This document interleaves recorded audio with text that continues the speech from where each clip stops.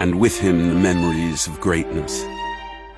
He made the passion of Ireland become the astonishment of the world, the unthinkable become fact. He carried the heart of Dublin with him and made every fight vicarious for his countrymen, all for one and one for all, turning his punches into statements and any lingering doubts into sources of wonderment. That just maybe there really was a connection to something higher.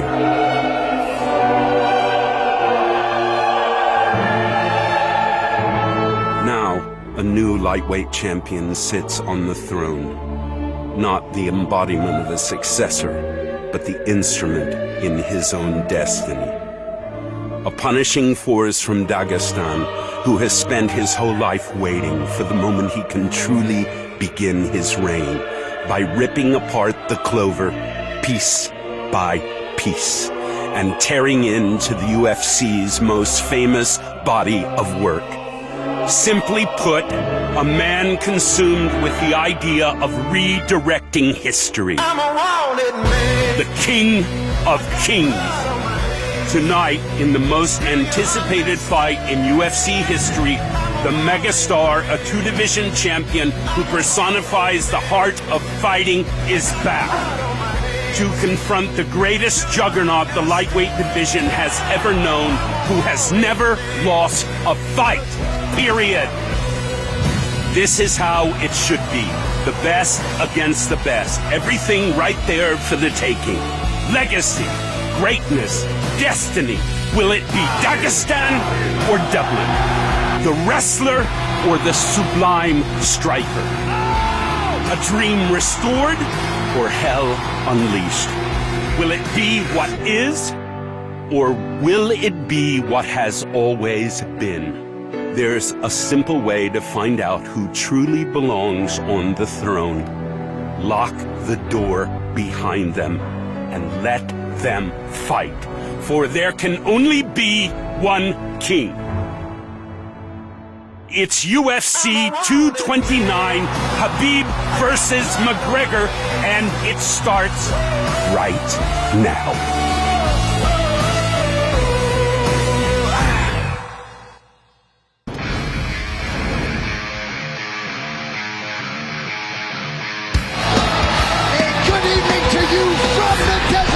Las Vegas is the epicenter of the sports world tonight as the notorious Conor McGregor makes his grand return to mixed martial arts, and what a challenge he has in front of him here tonight. Well, the Toshiba Plaza has been hopping all week, crawling with the Russians, the Irish, and the rest, many of whom have traveled far and wide to witness history here tonight. Live from T-Mobile Arena in Las Vegas, Nevada, USA, this is UFC 229, Khabib versus McGregor, presented by Harley-Davidson. When you fire up an HD motorcycle, adrenaline kicks in and refuses to tap out. Check it out at h-d.com/explore. Closed captioning for tonight's telecast brought to you by Overlord, the new movie from producer J.J. Abrams, in theaters November 9th. The broadcast is also available in Spanish, brought to you by UFCEspanol.com. And with that, thank you so much for being with us tonight for what is a monumental evening for the MMA leader. I'm Sean Henry. So he has elevated the sport of mixed martial arts to truly unprecedented heights. Tonight, after an extended hiatus, Conor McGregor is back, and he's back for the love of the game. But in this return, he draws the most dominant force in the game. That is one Khabib Nurmagomedov, who looks to leave Las Vegas the way he arrived, undefeated and undisputed as the greatest lightweight fighter on planet Earth. Thrilled to welcome in my broadcast partners, Joe Rogan, Dominic Cruz, and if Joe Rogan says this is the biggest fight in UFC history, that is good enough for me. This is a massive, massive event, not just for mixed martial arts. This is a massive cultural event. This is a massive international event. It's a fight between an undefeated champion who makes men who are world-class fighters look like they have no business being in the octagon with him, and a guy in Conor McGregor who has transcended the sport. You have a man in Khabib Nurmagomedov who's been wrestling with bears since he was a child versus the Irish gorilla who's been knocking people out with one punch. What else can you ask for? Well, Khabib Nurmagomedov, of course, had his doubts as to whether or not this opportunity and this fight would materialize. Tonight, Khabib and Conor, it shall be done. What a fantastic stylistic matchup, ladies and gentlemen. This man, Khabib Nurmagomedov, the champion, is one of the most dominant wrestlers in the history of the sport. Absolutely the most dominant in the history of the lightweight division.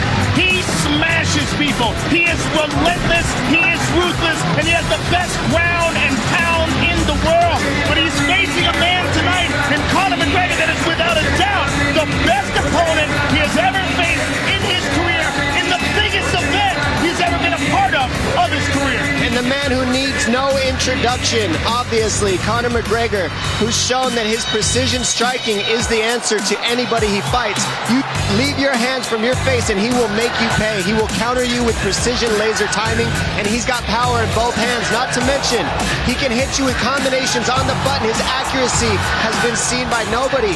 Nobody has ever hit anybody the way that he hits people, with the amount of punches in one go. And if he hurts you, believe he's on you smelling the blood. He can fight moving forward and backwards. Well, in the lead up to this fight, of course, McGregor has been at his verbal best as usual. This was the scene September 20th, the first stare down. Khabib Joe's largely been unflappable leading up to this fight tonight. Well, he's always so calm. But what you're dealing with Conor McGregor. He's a force of nature. He's just a different guy. The event is so huge. The crowd was gigantic. And you're dealing with mental warfare. You're dealing with so many insults, so many jabs taken at you. But so far, Khabib has been calm, cool, and collected like a true champion. This fight personifies the art of war aspects in life. If you are going to try to get into somebody's head, you need to watch this fight and see how both of these men deal with it. Well, the hype will give way to the action shortly. UFC 229 is presented in high definition by The Walking Dead. Rick Grimes' final episodes begin tomorrow night, only on AMC. We are honored to have you with us tonight on pay-per-view. Here now, a look at what's coming up. The rest of the fight card is brought to you by EA Sports UFC 3. Get up to 50% off, including exclusive in-game content with the new limited-time UFC 3 Notorious Edition. Available on Xbox One and PS4 until October 16th. So a likely title eliminator in the heavyweight division coming your way tonight. Houston, Texas has got a contender. He is the Black Beast, Derek Lewis. And with 9 UFC knockouts already to his credit, a 10th here tonight could result in Lewis's first crack at the belt. Of course, looking to stake his claim to a title shot, the towering Russian Alexander Volkov. He knocked out former champ Fabricio Verdum in a main event back in March. And tonight, in yet another high-profile spot, Drago will look to tame the beast. In the light heavyweight division, Ovince St. Preux is set for his 18th UFC appearance. The former Tennessee Volunteer has been an absolute workhorse for the UFC, and with finishes in each of his last 4 wins, Vince has some definite momentum on his side here tonight. But that said, he will enter as the betting underdog against the unbeaten 28-year-old Dominic Reyes. Reyes is a cerebral fighter and a versatile finisher. He has lived up to the hype and then some, in getting off to a 3-0 start here in the Big Show. Tonight, Reyes will look to maximize this pay-per-view showcase. These locker room shots are brought to you by P3, the official protein snack of UFC. Well, a touch overshadowed tonight as he makes his much-anticipated return is the former UFC interim lightweight champion, Tony Ferguson. His training output is truly the stuff of legends, and with his 10-fight winning streak still in tow, El Cucu is hungry to resume his quest for undisputed UFC greatness. A man who has been at the top of the pack before. Enter Milwaukee's best, Anthony Showtime Pettis. This man is revitalized. He has returned to the form that saw him realize a UFC championship 5 years ago. And Showtime is no stranger to the brightest of lights. And he can vault right back into contention with an upset of Ferguson tonight in Las Vegas. The rules of the Octagon are sponsored by Soul Calibur 6. Bring more than your fist to the fight. Available on October 19th for PlayStation 4, Xbox One, and PC. Soul Calibur 6. Pre-order your copy today. 3 judges score the fight. The bout duration is 3 5-minute rounds, but for championship fights and all UFC main events, we go 5 5-minute rounds. A 10-point must-scoring system is in effect. The round winner gets 10 points, his or her opponent 9 or fewer, and scoring is based on effective striking and grappling, followed by aggression, and then octagon control in that order. Also of note tonight, the Nevada State Athletic Commission has yet to adopt the newer set of unified rules for MMA. Old rules still in effect tonight. We will, though, have the benefit of instant replay. That is only to look at a fight-ending sequence, so once replay is used, that particular fight cannot be restarted. All competing athletes have been made aware. What an atmosphere at T-Mobile Arena tonight. These crowd shots brought to you by AutoZone. Get in the zone, AutoZone. All right, the table is now set for our biggest show of 2018. Let us get to it. Well, few women have more world-class experience than Felice Herrig and Michelle Waterson tonight. A high-profile opportunity for them to put it to good use and head home a bona fide contender. Veteran strawweights Michelle Waterson and Felice Herrig have built their resumes the old-fashioned way by facing the best of the best. Tonight, the two will finally meet on the greatest proving ground in the sport. I train for this, I'm prepared for this, and I do train very hard. So I am very prepared. I'm prepared for a war, and I embrace it. I'm excited to fight Felice. Her and I have been on this journey for a very long time, and it's about time that we meet in the octagon. Initially known for her stellar kickboxing game, Felice Herrig has evolved over the years into a dangerous threat everywhere an MMA fight can go. And with wins in 4 of her last 5 bouts, Lil Bulldog is proving she's on the verge of a title run. It's okay if Michelle underestimates me. It's okay if Michelle is confident. At the end of the night, the better woman is going to win, and I believe that woman is me. A former Invicta FC champion at 105 pounds, Michelle Waterson returned to strawweight in 2015, and the results have been strong to quite strong.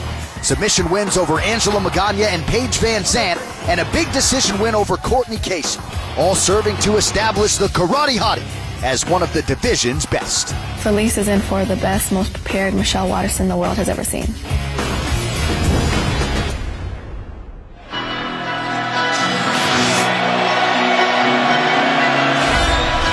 So here is the number 9 ranked strawweight contender, Felice Herrig, arriving at the biggest fight of her professional life. Tonight's fighter walkouts are brought to you by P3, the official protein snack of UFC. And it really has been amazing, Joe, to see the evolution of Felice Herrig. She's never been finished as a pro and continues to evolve and put her MMA game together. She really does. Her endurance has increased. Her grappling ability has increased. Her grappling coach behind her there, Jeff Kern, who's a really world-class black belt. What you've seen from her is her sort of coming into her own as a professional. And a big part of that has been her endurance. Her endurance has really come up. It was a problem earlier in her career. Right. She's shored up that problem, and she's one of the strongest women in this division.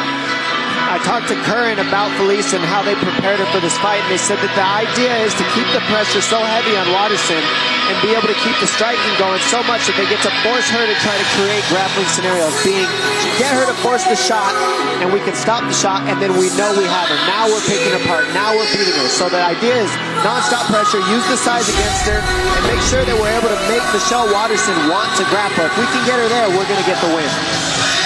Yeah, overall output, certainly a big focus for Team Herrig coming in here tonight. When she assessed her last fight against Karolina Kowalkiewicz, just didn't feel like she was busy enough and ended up on the wrong end of the scorecards there.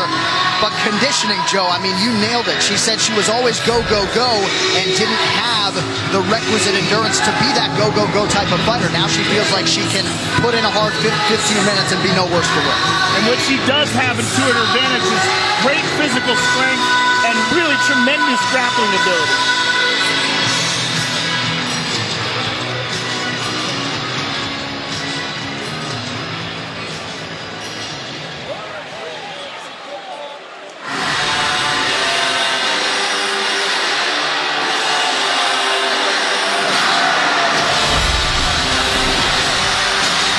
So here is the mixed martial artist known as the Karate Hottie, 8th ranked Michelle Waterson, arriving at her 6th UFC appearance here tonight.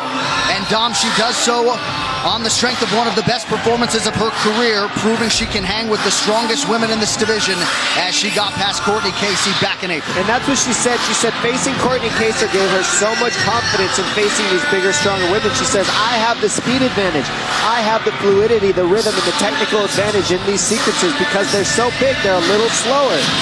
She says, I'm a fighter, I'm a mother, I'm a daughter, I do all these things, but first and foremost, I'm here to win, and I'm going after the title. I'm going to take advantage of this huge card we're on and show everybody why I'm the best in the world, and that's why she's here today. And there is her husband, Joshua Gomez, entrenched in her corner as usual.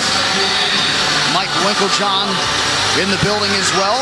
This fighter description brought to you by P3, the official protein snack of UFC, the former Invicta FC atomweight champion. That is 105 pounds.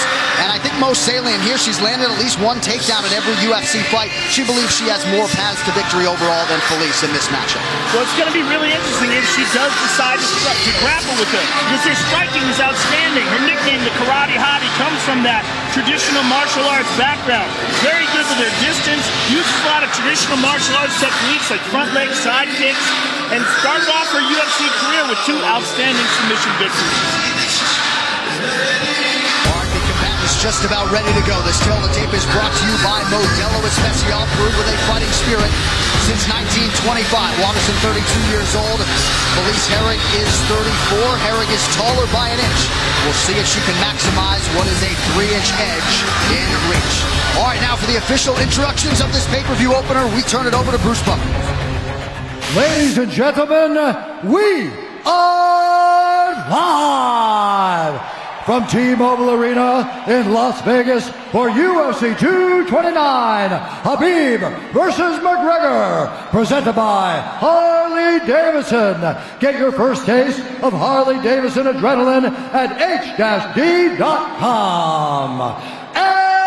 Now, this fight is 3 rounds in the UFC strawweight division.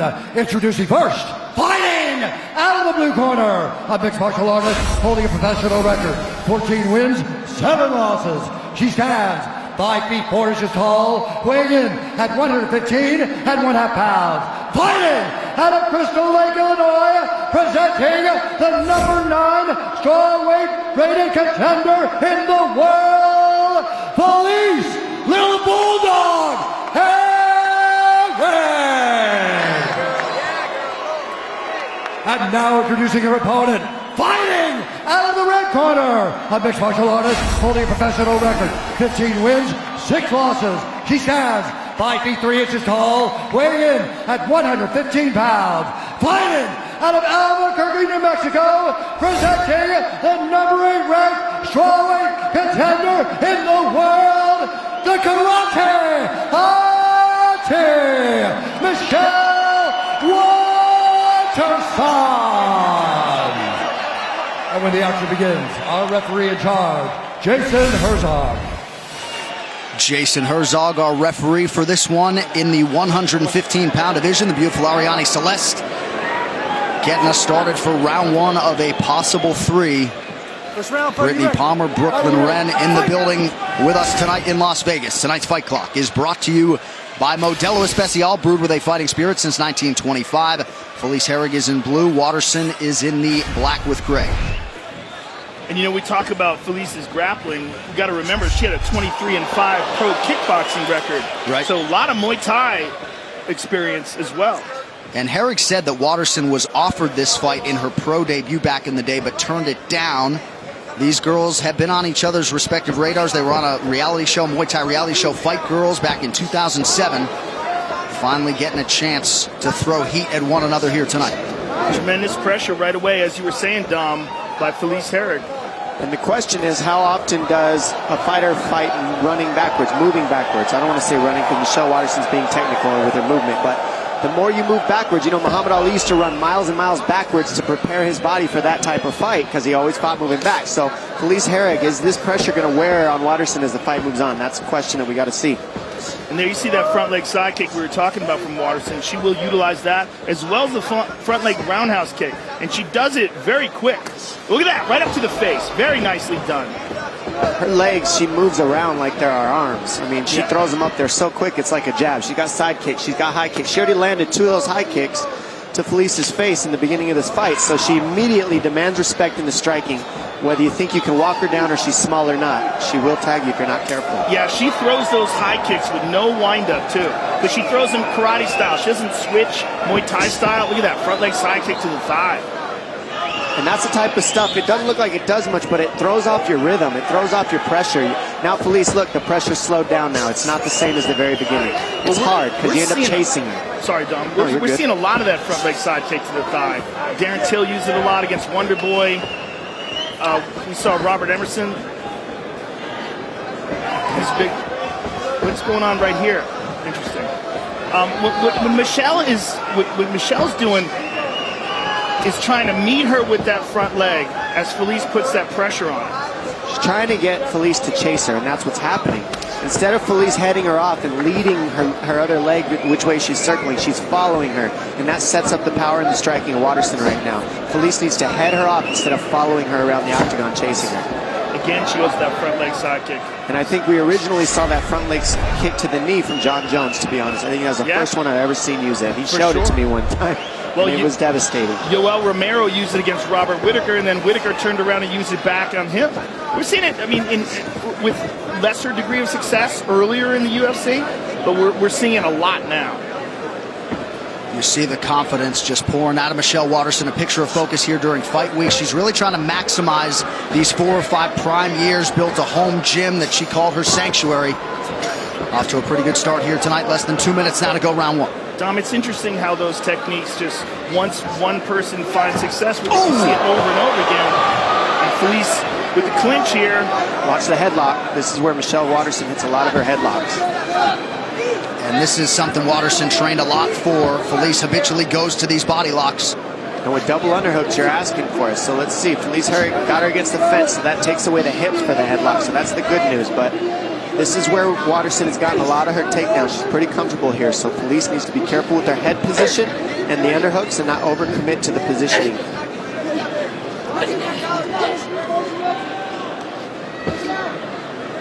One of the things that we were saying about Felice is that she's very physically strong, and she likes to impose that strength and let her opponents know just how much horsepower she's got. She's been doing this an extremely long time, Harry. I mean, she's got tons of experience, and her grappling has gotten so much better over the years. So I hope this goes to the ground. These ladies are both very well-rounded. Yeah, good elbow in there by Waterson. Nice, Michelle!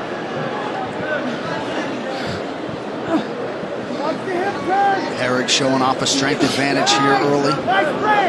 One underhook, maintaining control up against the fence. She's really using a lot of energy here. A lot of physical strength, not a lot. I mean, she's really trying to bulldog her way, hence the nickname, Little Bulldog. Herrig's slight favorite at close tonight, about minus 125.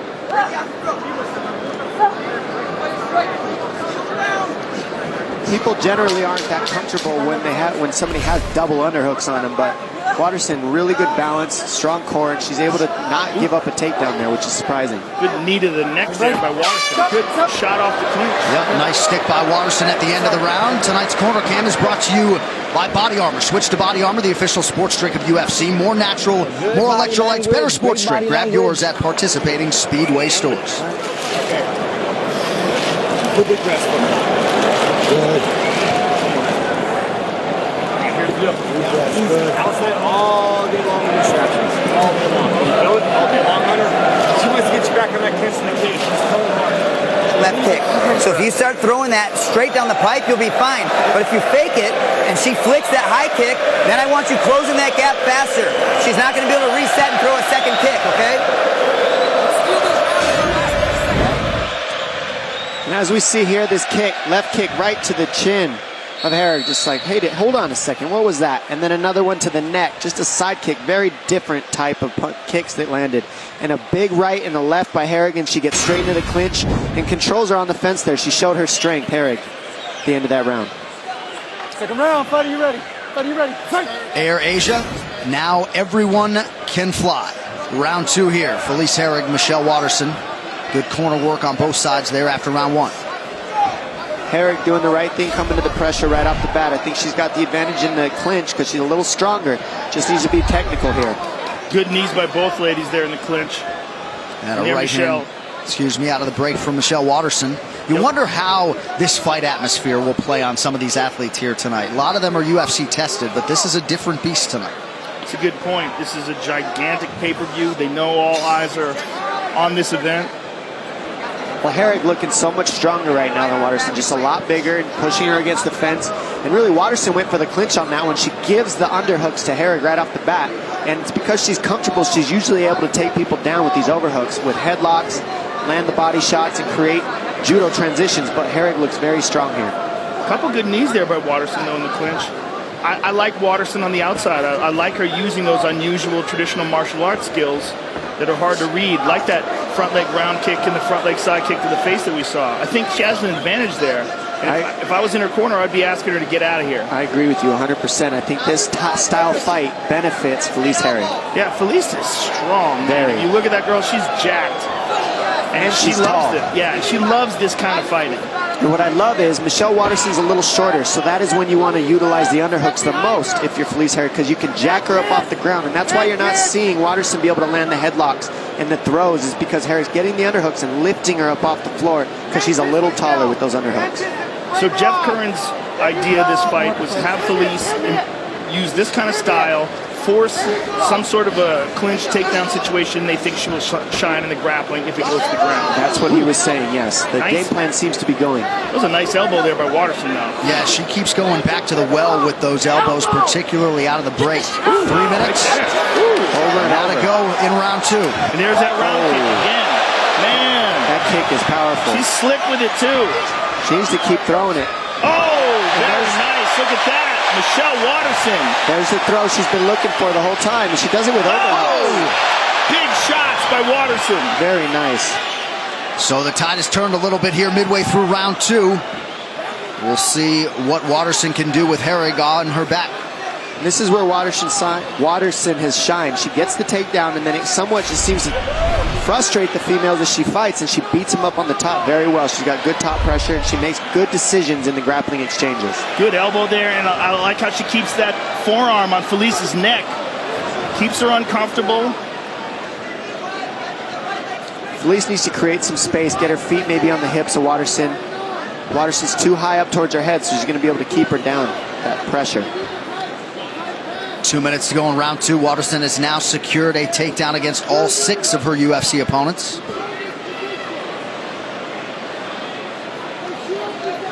Herrig breathing heavy, mouth open. Now this is big also for Waterson because, as you were saying before, Felice Herrig's coach wanted this to happen. They wanted to go to the ground. They just didn't want it like this. Yeah, they didn't expect for Waterson to be able to get that takedown the way she did. And she's just slick. She does it over and over in all her fights. If she gets in that clinch, she's shown she can get those judo takedowns. 2 Brazilian Jiu-Jitsu purple belts here, but Waterson, the far greater submission threat. 9 of her 15 pro wins have come by submission. And Herrig just looks like she's okay just hanging out here for a minute. I'm not sure why, because I've seen her move on her back, and she usually has a lot more tools than this.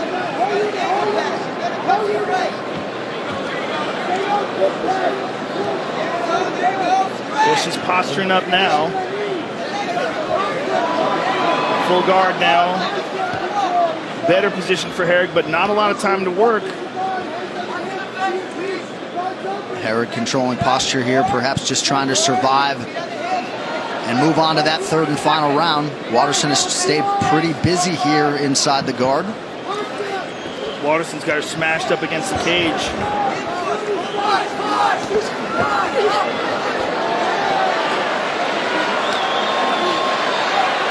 And how about the former atomweight, Michelle Waterson, bullying Felice Herrig here towards the end of round 2. Almost put herself into a triangle situation, spotted it at the last second. Watterson got that right hand in there. Yeah, not a good round for Felice Herrig, but a very good one for Michelle Watterson. Again, almost in a triangle situation. 10 minutes down, 5 to go. Tonight's Corner Cam is brought to you by Body Armor. Switch to Body Armor, the official sports drink of UFC. More natural, more electrolytes, better sports drink. Grab yours at participating Speedway stores. Sit down. Water. You good? Okay. 3 deep breaths. Control that breathing. We can get her on the guard, so this is the thing. If she takes her down again, we're getting right after it. You hear me? But you can win with the boxing. You have to just keep cutting her off an angle. Start landing hard shots. I'm telling you, your left hook hit. Your left hook landed. She's going to try to point you and move. Point you and move.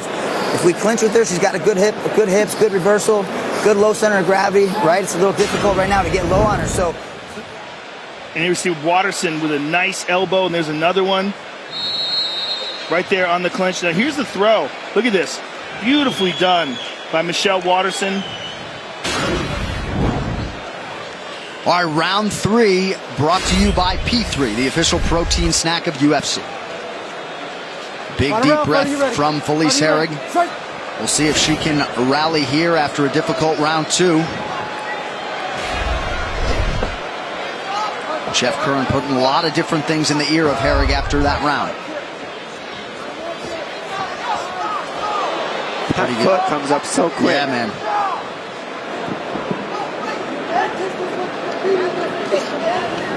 Spent a lot of time up against the fence in this fight. Oh, there's that left hook.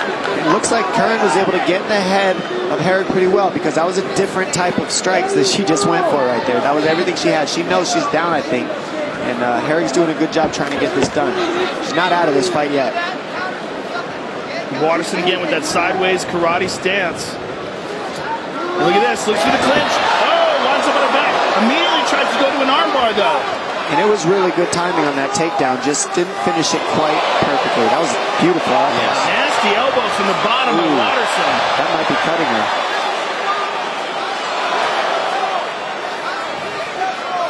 Watterson would appear to be the fresher fighter here with less than 4 minutes to go in this one. This is what Curran wanted right here. So this is what they wanted on their team. Let's see what Herrig can do with this top position. And Watterson, she's climbing up Felice's back with those legs. Look at these elbows.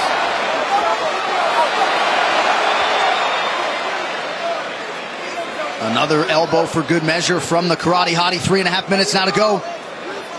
Well, Michelle Watterson's doing so well. She's keeping the feet on the hips, and when Herrig goes to come up towards her head to get the feet off her hips, she switches to an armbar, tries to roll over the top, and then goes back to the elbows to the top of the head. I mean, she's just nonstop working here, even though she's on her back, and it can create space for her if she utilizes it correctly. These are good elbows, too. Right, her ground strikes are far more effective than Herrig's are raining down from the top. Well, you see the feet on the hips is causing problems for Herrig because Herrig's trying to squeeze. She needs to pass, twist her hips, get the feet off the hips, off of her hips. Watterson can't keep her feet there. Otherwise, Herrig's not going to be able to hold her down. Well, this strawweight division far and away the deepest among the women in the UFC. Not a lot of margin for error. A huge 3 minutes here. Omoplata. She's switching over to her shoulder lock, turning it over in front of her face. Very flexible. Crazy flexibility there. Nice job by Herrig, excuse me. Yeah, she didn't go all the way through with that. Would benefit Herrig to pass, I think. Then she would need so many elbows. Maybe go to half guard. Maybe try at least side mount something. But sitting in this guard is giving Watterson the opportunity to put the feet on the hips and elbow her. And Watterson is doing a great job of slicing across. And you heard Jason Herzog just say to Felice Herrig, you got to work when you're on top. She wasn't, thus the stand-up. Nice defense by Herrig. She put her head to the outside and almost tried like a switch type of deal. Very interesting defense. Under 2 minutes now to decide this one. Number 8 versus number 9 in the strawweight division.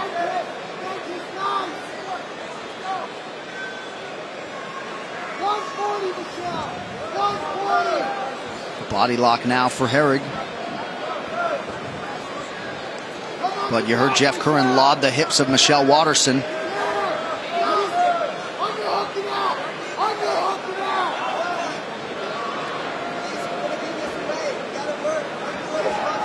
Nice knee up the middle by Waterson. She pushes her off.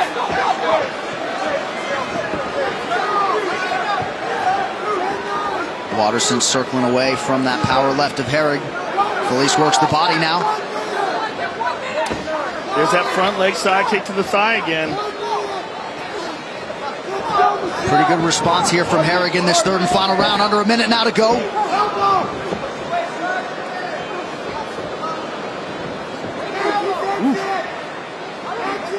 Herrig really making good decisions. She did a good job defending that takedown. She really needs to up the offense here, though. She's really going to get this decision. Nice front kick to the face by Waterson. Those kicks have just really landed so many times in this fight.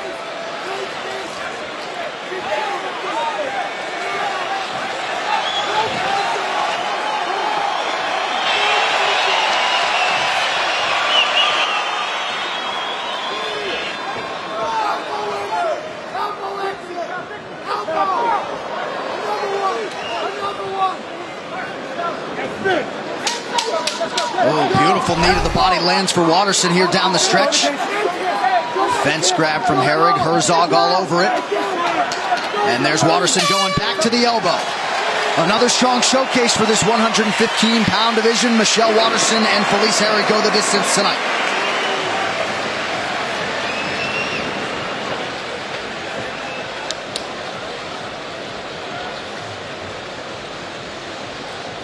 Checking the nose of Felice Herrig. Waterson appears happy with her performance here tonight. This fight replay is brought to you by Nemiroff, bold character since 1872. Herrig times the right hand and she gets countered with a side kick to the jaw and then an elbow on almost all the breaks. Lots of good knees, but those elbows on the breaks really kept landing. Herrig did a great job with the double underhooks, but on this one she gets her hips taken and taken down, and a good takedown attempt by Waterson countered by Felice Herrig to grind out that top position. Waterson non-stop was throwing the elbows, keeping the feet on the hips, staying very active from her back, and another huge teep kick to the face by Waterson. Try to get Herrig off of her. I mean, these ladies let it all hang out. Awesome fight by them. All right, these fighter stats brought to you by San Manuel Casino. With the most slots on the West Coast, visit sanmanuel.com for all thrill details. So you see tightly contested, at least in terms of these significant strikes in all 3 rounds. Big second round for Michelle Waterson. Did she do enough here tonight to make it 2 consecutive wins? Very close fight. Hard to judge. The official decision brought to you by Metro PCS, now Metro by T-Mobile. Discover the smarter way to get unlimited and see what's new on October 8th. With that official decision, here is Bruce Buffer. Ladies and gentlemen, after 3 rounds, we go to the judges' scorecards for decision. The judges score the contest 30-26, 29-28, and 30-27 for the winner by unanimous decision, the Karate Hottie, Michelle Waterson.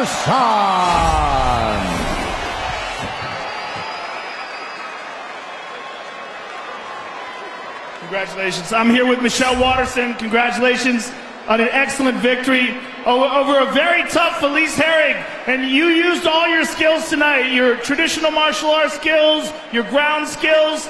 How satisfying is this victory? I listened to you guys talk about who should be in contention for that belt, and it disappoints me that I'm not in that talk. So I wanted to come here tonight and show that I'm well-rounded mixed martial artist. I have 2 goals. I want to be a superhero in the cage, and I want to be a superstar on the big screen. I want to be the first UFC champ that's a mom. Well, you certainly have the potential to do that, and this was a contest between 2 top 10 contenders, so you will move up and you will get closer to that ever-elusive shot at the title. Give us your thoughts on how this fight played out. I just want to thank Felice because her and I have been in this game for a really long time, over a decade, and it's hard to keep your mind sharp and stay hungry when you're in it for that long. So thank you, Felice, for taking the fight and allowing me to share part of my life with you. I'm just excited. I'm excited that I'm able to start utilizing the things that I learned at practice underneath these bright lights. Will you continue to improve Thank you very much for an excellent fight. We look forward to seeing you again. Michelle Waterson, ladies and gentlemen. And what a bond it is between Michelle Waterson and her daughter, Araya. And what a performance tonight. That post-fight interview brought to you by EA Sports UFC 3. Get up to 50% off, including exclusive in-game content with the new limited-time UFC 3 Notorious Edition, available on Xbox One and PS4 until October 16th.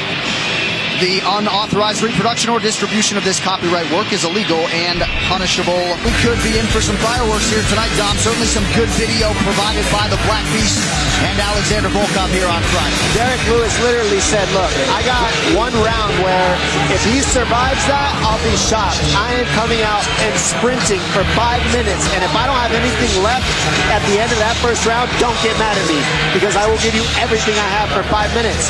That's just the way it is. Those were his literal words at the press conference. And as we see here, these guys are ready to go. And for Derek Lewis, his last performance against Francis Ngannou left a little bit to be desired. You know, the judges aren't always needed for the big boys.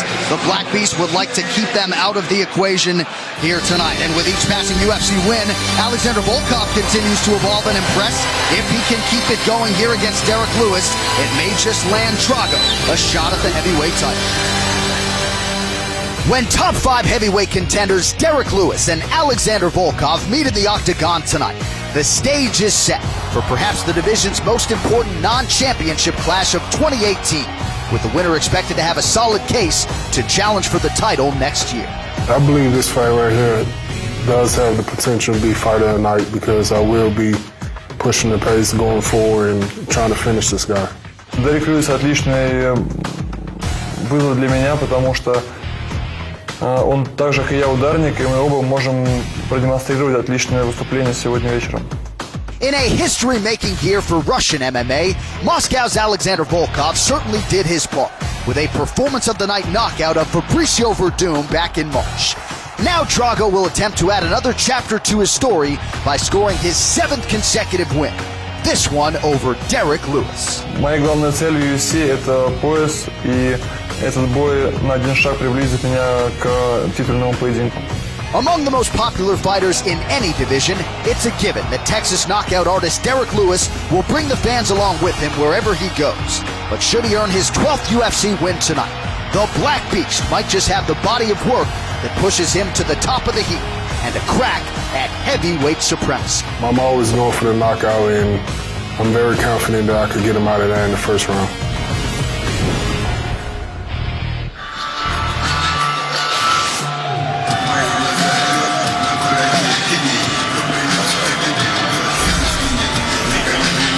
So the spotlight has landed on Alexander Volkov here tonight. And Joe, when Stipe Miocic and Daniel Cormier fought for the heavyweight title in July, the backup plan was Alexander Volkov. He was brought in to make weight in case one of those guys couldn't compete. Gives you some inkling as to how the promotion feels about this Russian heavyweight. How a lot of people feel, including me. That's the dark horse, in my opinion. I mean, if you look at the performance that he had against former champion Fabricio Verdum, he put on a show and put Fabricio away. He is a gigantic man, long and tall, very difficult to deal with, and a tremendous amount of experience both in the UFC and outside of it. He was very seasoned before he got to the UFC, and he's been undefeated in the UFC. But of course, his most impressive performances against the 7-foot-tall Stefan Struve, and then of course against Fabricio Verdum in his last fight. Those are 2 huge victories. What I like about Volkov is look at his size, look at his stature, and he never gets tired. He focuses on his conditioning. I've seen him go fight after fight, and he does, right when you think he's starting to get tired, it's like he gets a second wind and just starts throwing knees up the middle, elbows, everything you can think of. This guy comes in shape, and he's got the body and the strength behind it. And he just said he just earned his brown belt. You haven't even seen his ground game yet, so I'm very interested to see what if he decides to take it down. What can he do to somebody like Derek Lewis on his back? And what about those knees with Derek Lewis leaning over the top of his lead leg the way that he does? Can he land those? Can he see a counter there? I'm very interested in the stature of this guy and see how he shows up against a brawler like Derek Lewis. Volkov, former 3-time Pancration champ of Moscow, M1 global heavyweight champ back in 2016. He could be one win away from a shot at that elusive UFC heavyweight gold.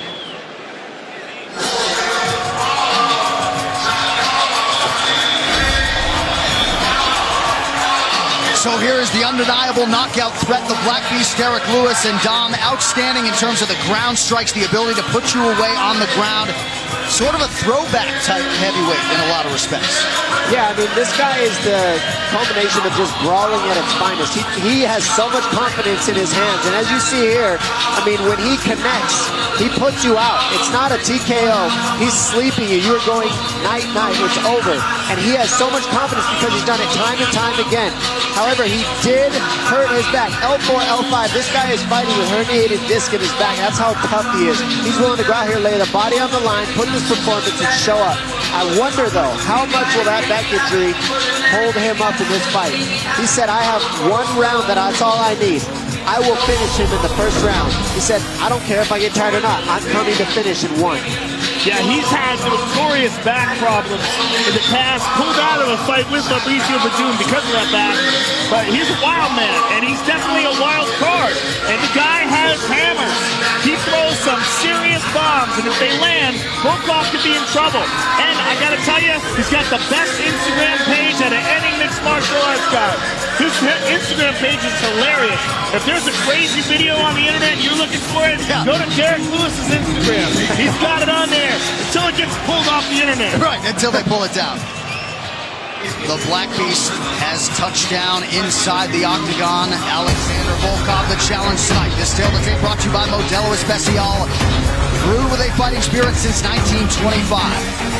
Derek Lewis, 33 years old. Alexander Volkov will be 30 later this month. Volkov, the taller man by 4 inches. Slightly less pronounced in the reach department, where Volkov will have a 1-inch advantage. All right, now for the particulars. Back inside to the venerable Bruce Buffer. Ladies and gentlemen, this fight is 3 rounds in the UFC heavyweight division. Introducing first, fighting out of the blue corner, a mixed martial artist holding a professional record. 30 wins, 6 losses. He stands 6 feet 7 inches tall, weighing in at 251 pounds. Fighting out of Moscow, Russia, presenting the number 5 ranked heavyweight contender in the world, Alexander Drago Volkov. And now introducing his opponent, fighting out of the red corner, a brawler holding a professional record, 20 wins, 5 losses, 1 no contest. He stands 6 feet 3 inches tall, weighing in at 265 and 1/2 pounds. Fighting out of Houston, Texas, presenting the number 2 ranked heavyweight contender in the world, Derek the Black Beast Lewis. And when the action begins, our referee in charge, Herb Dean. Herb Dean, our referee for this one in the heavyweight division. Brittany Palmer, thank you very much. High stakes here for Derek Lewis and his counterpart, Alexander Volkov. Tonight's fight clock is brought to you by Modelo Especial, brewed with a fighting spirit since 1925. Lewis is in black, Alexander Volkov in gray. And that fight that Lewis had against Verdun, it was October 2017, and Derek forced to pull out just a few hours before the fight, but he's worked hard on his posture. He's stretching pre and post workout now, and feels like his back hasn't felt this good in years. We'll see if it pays dividends tonight. Well, there's been a lot of guys with back injuries, but you got to wonder what he could do to fix that, whether it's surgically or through some sort of long-term therapy, but he continues to fight. It's very difficult to train when you have that kind of an injury. Right. Almost impossible, Joe. I mean, the fact that he said it limited his training a lot, so I'm curious to see what kind of output he has even in this first round. Did you ask him what he does to supplement with it for endurance? He doesn't have any supplements. He just says, I got a round that I'm going to try to take this guy out in. That's what he said.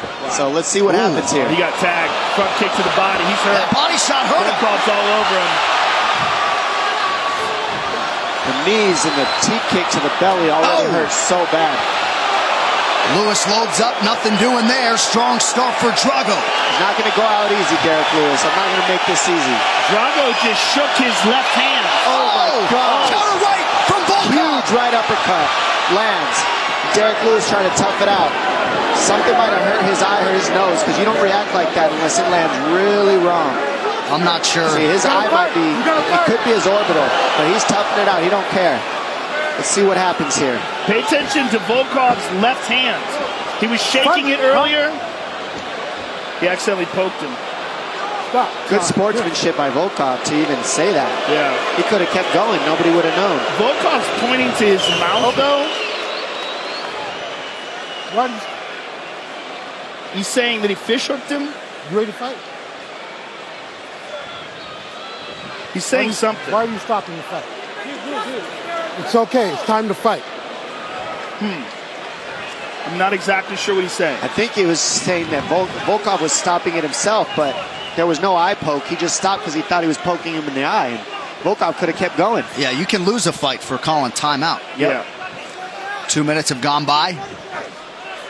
Volkov goes high with the kick, nothing doing. I may be mistaken, but I felt like he was pointing towards his mouth, saying that Derek Lewis like reached into his mouth or something. I don't know, though. That was confusing. He's already landed some big shots to the body of Lewis, and he keeps going to the body with those punches and teep kicks. And I'm being told there was no eye poke, so Herb Dean largely did his job there. Volkov switching up the footwork here early. Well, I'm sure the truck will isolate it. Wow, what a crazy looking takedown he attempted. Derek Lewis has had a penchant for fighting well, or at least surviving well off of his back in his UFC tenure. Trying to control posture here. Just over 2 minutes to go in our opening round. Lewis uses that underhook to get back up to his feet. Keep those hands tight. Oh, that's the hand that he said he needed to land, and there it is. He only needs one of those. Yeah, that's what makes Derek Lewis so fun to watch. Hammers. Oh, big takedown. So the high amplitude takedown here from Alexander Volkov. Let's see what he can do with it. Short elbows.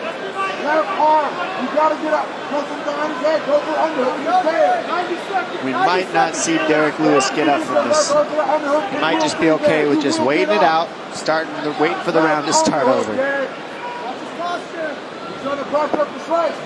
We've seen Lewis rally from adversity before. He got dropped by Tim Johnson early, came back to win that fight. Slow start against Shamil Abdurakhimov in a main event.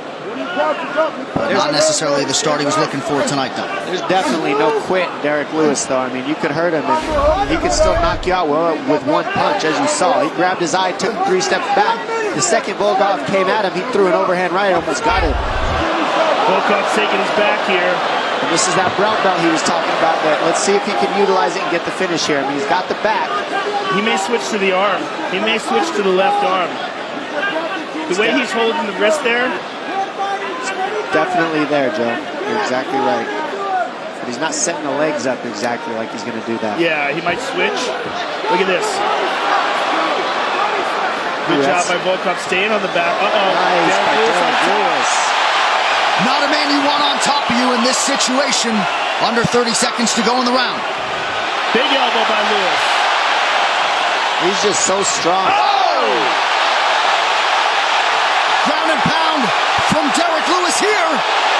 Crowd getting behind the Black Beast.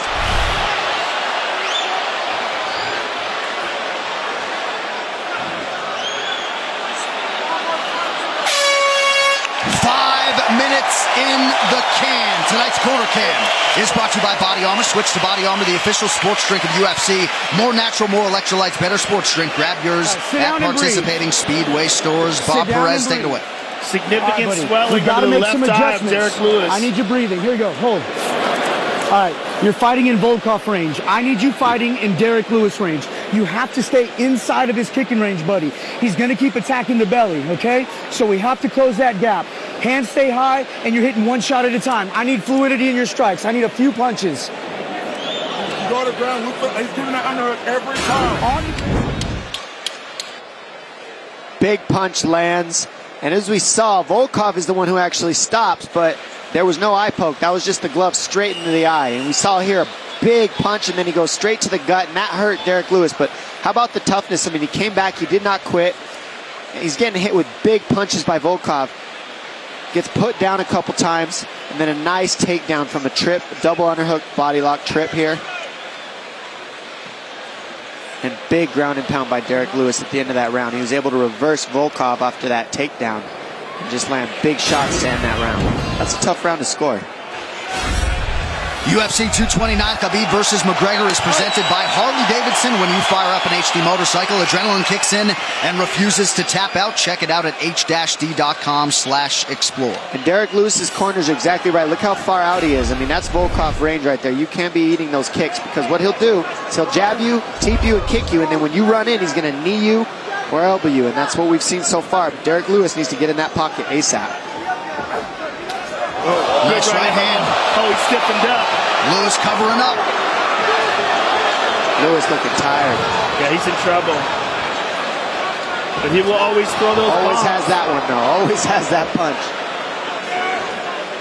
And it looks like a potentially serious orbital injury for Derek Lewis that maybe is affecting him in the fight.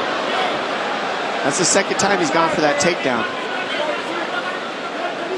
Yeah, the left eye does seem like it's swelling underneath the left eye, but what's interesting is they have the end swell on the right eye in between rounds, so that might be bothering him as well. I think it could be orbital, like you guys were saying. That's when you usually see people grabbing at their eye like that. It's supposed to be one of the most painful things you can do. Thank God I haven't dealt with it, but I could imagine that big hand of Volkov in my eye might do it too. You just keep moving that head, though. There's that right hand again, right to that eye. As a bantamweight, when you watch heavyweights fight, does it kind of freak you out how little they move? Well, that doesn't freak me out. It freaks me out how big and giant they are, and that only one of those punches is just like, it'll probably knock me into next year. They're enormous. Oh, big jab. That was a Big jab. jab. I mean, the human brain can only take so much pressure. I don't care how big you are. These guys are nailing each other. Air Asia, now everyone can fly. Volkov seemingly not in any rush when he has had Derek Lewis on the ropes. Continues to bide his time. 3 minutes now to go round 2. Why, I just think he's got to be cautious because of that. Because Derek Lewis can always fire back and knock you into another dimension. Lewis's 9 UFC knockouts, tied for second most in UFC heavyweight history. 6 of those on the ground. Right now, Lewis is playing the game where he's pulling Volkov back into his power. You see him pulling? He's trying to get Volkov to come to him to land the big strike, but Volkov's not biting. What Volkov could do is start using some jabs, start using those teep kicks, start beating up the legs of Lewis. Don't just look in the mirror is what I call this. You're staring at the mirror, some fakes. Get Derek Lewis biting on something. Right now they're going speed for speed, shot for shot. There needs to be something in the middle to fill the gaps for these guys to offset each other. Nice, that can land all day. That's the type of stuff Volkov should be doing nonstop. Volkov switched stances quite a bit as well. You see him now, he's moved back to orthodox. He was fighting southpaw for a bit. But I completely agree with you about attacking those legs. And the body. I mean, anytime he's hit Derek in the body, it almost seems to affect him. Pretty good counter right from Alexander Volkov. Much more of a volume guy than Derek Lewis is. If I'm Volkov, I'm firing left teep kicks to the gut of Derek Lewis for the rest of the fight. And then bring it high, just like he did there. Just keep going to the legs, keep going to the body. That'll drop Lewis's hands, take the wind out of his sails, and take away some of that power. He's going that front kick to the body over and over again here. Jabs and teep kicks all day will get the win for Volkov. And if Volkov fakes more, they'll have more openings. Ooh. Nice job by Volkov using that length. You know, we talked a lot about Stefan Struve in the past, maybe not maximizing his length. Volkov uses it well. The Irish are already singing. Lewis at times can lull you into a false sense of not security but comfort, and then he comes with those lunch boxes. 45 seconds here in round 2. Ooh. Beautiful inside leg kick for Volkov. Counter right from the Black Beast. Always dangerous. His ability to explode. I mean, if he could just figure out how to fix his back problem.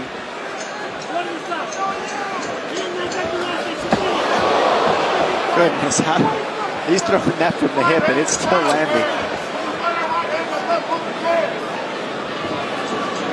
Comes that left high, yep. Uppercut lost the mouthpiece. Volkov lost his mouthpiece. I don't know if Herb Dean has seen it. He's seen it. He's going to pick it up. You put it in. You put it in, bro. Huh? Yeah. You put it in. I don't think he knew it was his mouthpiece. Oh, wow.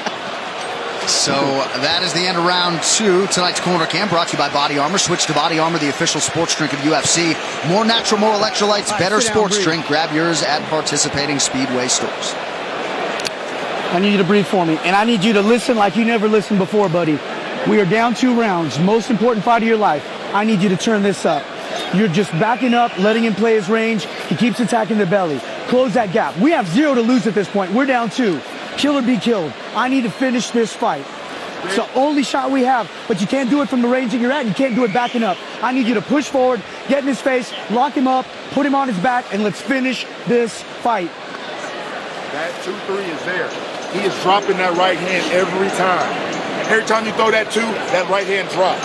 Come back with that 3. Come back with it.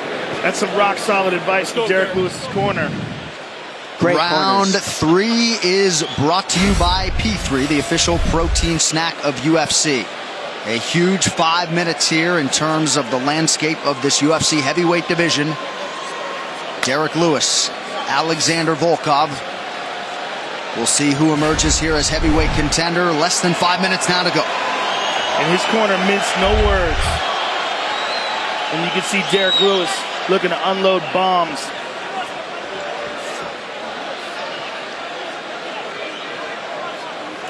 Man, feints would go a long way with these giant gentlemen. Well, we saw some earlier from Volkov. We're just not seeing much anymore. You see how they're just staring and then going. So there's no break in rhythm. There's no timing. It's just like, all right, when you go, I'll be faster than you. No, I'll hit harder than you. He's giving them a little. There it goes. That's what he needs more of, those. And then teep kicks. Maybe go to the legs a little bit. Lewis playing the pull game. It's the 3rd time he's tried that takedown. And you fake the single and you step around. It's not high percentage takedown, but it does work in transition. But from the outside like that, not very utilized, I would say. Volkov going southpaw here. He wasn't going to engage Lewis there on the ground. Under 4 minutes to go.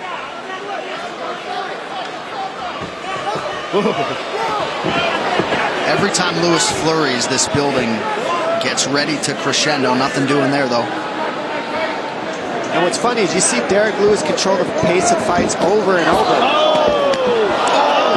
Right hand behind the ear and another one for good measure. Lewis able to survive another onslaught from Volkov. What a chin on Derek Lewis. Man. He looks like he's going to go down and then he'll just wing an overhand or something out of nowhere. Almost like he's playing possum. Not here, though. That one hits the eye again. He's covering up his eye, but it was a punch, according to Herb Dean. Right. And Volkov wisely continues to attack that damaged orbital area of Derek Lewis. Under 3 minutes now to go. I mean, how dangerous must Lewis actually be for Volkov to be taking this pace when he's got him hurt over and over and he's just so cautious? Well, he's so dangerous that Volkov thought that the mouthpiece wasn't his. Yeah. Good point. Well, Lewis came in, at least statistically, if you care, with the best striking defense among active heavyweights. So Volkov has certainly changed that percentage around a little bit tonight. When you get your mouthpiece knocked out and you don't know you got your mouthpiece knocked out. You try to hand it to your opponent, like, here you go. You put this on, man. I don't want it. Ouch. Those hurt. Those will work all night. That teep kick, go back and forth and then throw a jab out there. And you can just slowly chop down Lewis because Lewis has no offense right now. And he's only backing up. I think Lewis is just saving it for the last minute. I mean, that's all I could really think of here.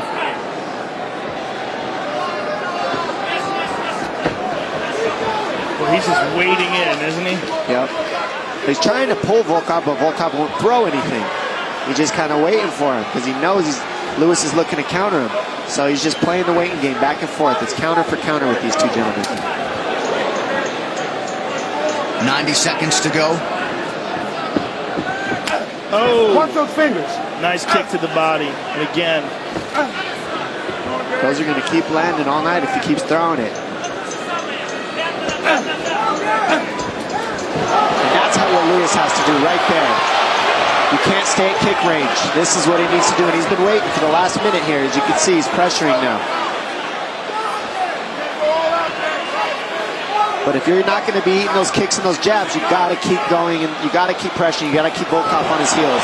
That's a big right from Derek Lewis. See how much the Black Beast has left in the tank and if he can rally here down the stretch. I mean, he just eats stuff and looks at you. He doesn't even care. Yeah, he just kind of wobbles. Oh, goodness. He wobbles and then looks for a hammer.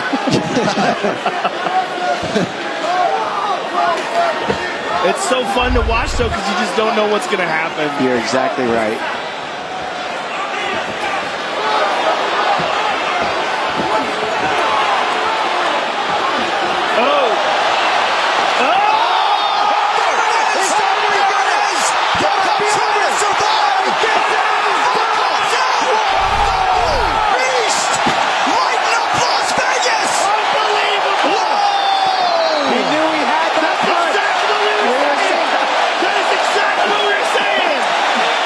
So hard. Incredible finish. Unbelievable. Volkov does not know what happened. Volkov still getting his wits about him. They help him to his feet. The Black Beast has done it. Goodness. Unbelievable. Where's Daniel Cormier at? Wow. Derek Lewis. Unbelievable. It really is, though. It truly, really is. It's unfreaking believable. He's crazy. He does not care. He'll take a nap in the middle of this octagon right now with the microphone in his hand when you're interviewing him. That kind of power and that heart. Heart is right. He's touching his heart right there. He knows. Well, just when you thought his fan base couldn't swell anymore, I present to you UFC 229. This replay brought to you by Nemiroff. Bold character since 1872. How about that visual there? And this is heavyweights, ladies and gentlemen. Boom! He waited the entire fight, a 1-2 down the middle, and then non-stop, disgusting ground and pound. Jab, overhand right, bam! On the money, folded the skyscraper to the floor, and then gets pounded into rubble on the ground. Bam! I mean, you see his head just fold back like a Pez dispenser as his mouthpiece falls out again. Insane power by Derek Lewis. This man knows he had to tough it out and knew if he landed, it would be over, and he proved it. Look at that ground and pound. It's all over.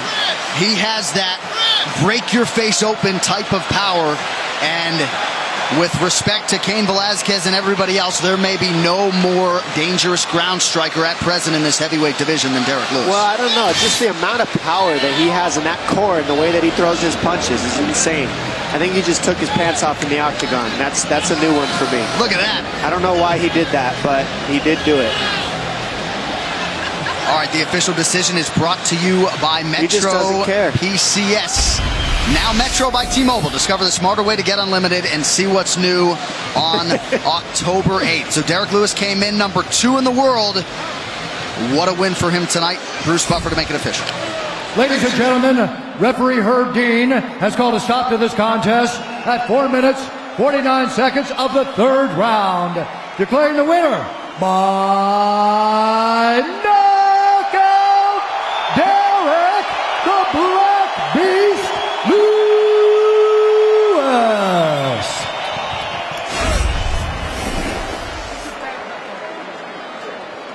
I'm here with the winner, Derek Lewis. Derek, why'd you take your pants off?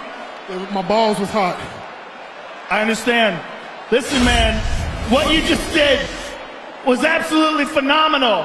That was an incredible comeback victory, and it shows one of the reasons why people love to watch you fight, that you can put it all to bed with one shot. I told them boys, I got number of heart. You know, they keep underestimating me. Shit, I ain't all that technical and all that, but shit, I'm getting there. Fuck it. No one will question your heart, sir, after this. Let's take a look at the knockout. This is a come-from-behind knockout, the likes that we haven't seen in a long time.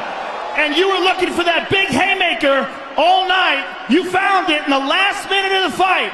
Talk us through this, Derek. I forgot a few hours before the fight, Donald Trump called me and told me I got knocked this Russian motherfucker out because they're making him look bad on the news. You know, him and Putin and shit. Fuck what they talking about. USA and this whole. Fuck. Listen, Derek, you came into this fight the #2 contender with that knockout. You're absolutely one of the top guys in line for a shot at the title next. So tell us what you think about that. I need to sit my black ass down and do some more cardio. Fuck what you talking about right now. I ain't trying to fight for no title right now. Not with no gas tank like that. Shit. Listen, Derek, you're one of the most entertaining guys in the sport. Congratulations on an amazing victory, and thank you very much for a really, really entertaining fight. Thanks for having me. Hey, maybe next week or sometime or 2 weeks from now, I'm gonna come on your show and smoke some weed with you. Anytime, sir. Anytime. And you got the best Instagram in the game, I'll tell you right now.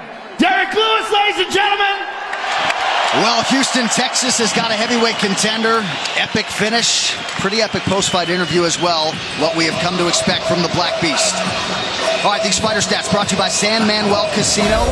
With the most slots on the West Coast, visit sanmanuel.com for all thrill details. And you want to talk about good company with that knockout. Derek Lewis is tied with the former heavyweight king, Cain Velasquez, for the most knockouts in UFC heavyweight history. Absolutely incredible. Derek Lewis gets his 12th UFC win here tonight and puts himself on the short list of heavyweight contenders. Well, as you might expect, the celebs are out here tonight. Mel Gibson was here early for the UFC festivities. Also in the building tonight, Chris Pratt. He's been a staple of these UFC pay-per-views of late. Great to have Mr. Pratt in the building with us here tonight.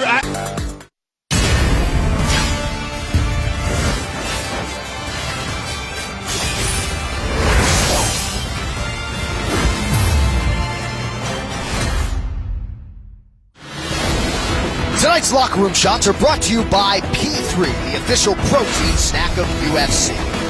Back in 2016, Ovince St. Preux went the distance in an interim title fight against John Jones, but his recent form has been some of the best of his career.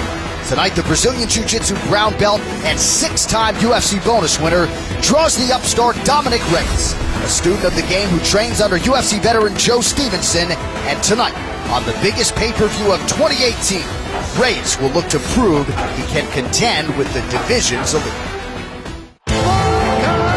At UFC Fight Night Moncton, you have Volkan Ozdemir versus Anthony Smith.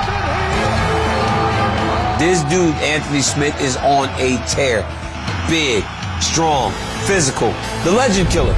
I mean, 50 seconds for Rashad Evans. 1 minute and 20 seconds for Shogun Rua.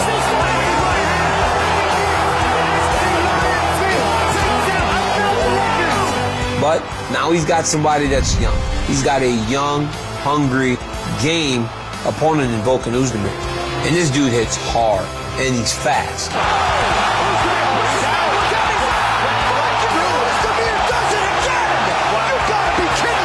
And he's not going to be intimidated by Anthony Smith.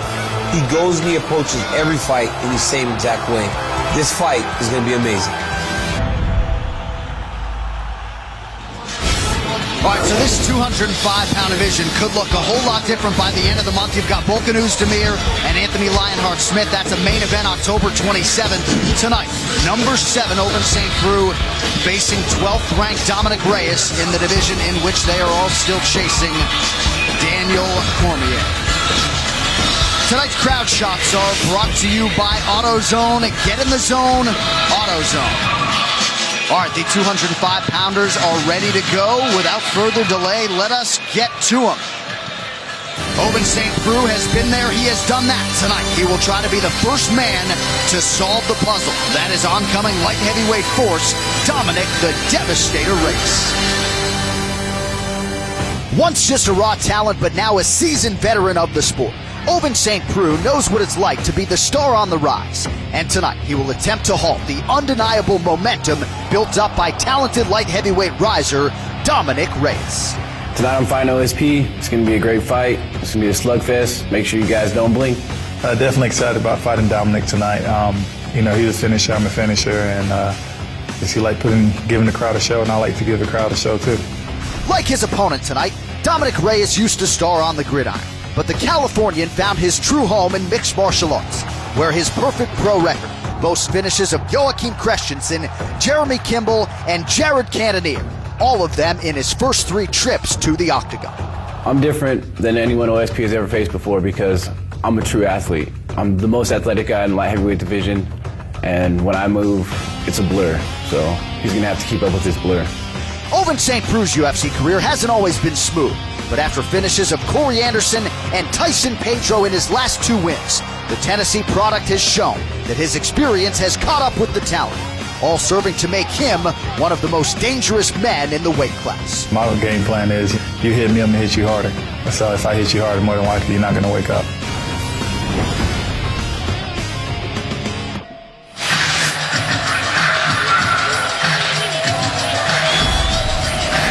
3-0 to begin his UFC run. Here is Dominic Reyes, 28 years old.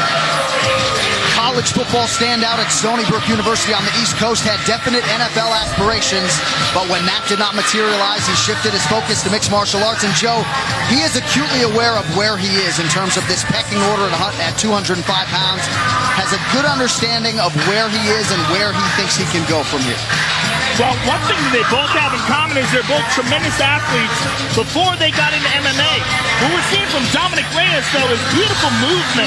I mean, he has really adapted very quickly to MMA. His striking is outstanding. His ability to move in and out and side to side. He's very technical and fluid. He's got great submission skills as well. He's a real hot prospect.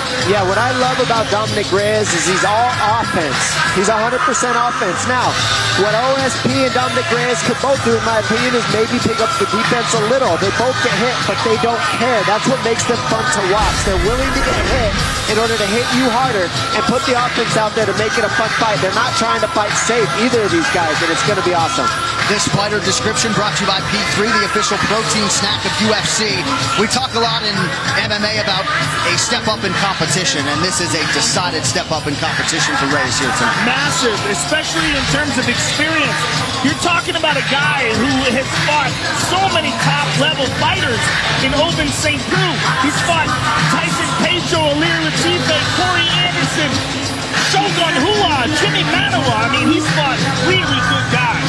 And, of course, he went 5 rounds with John Jones in an interim light heavyweight title fight back in the day as well.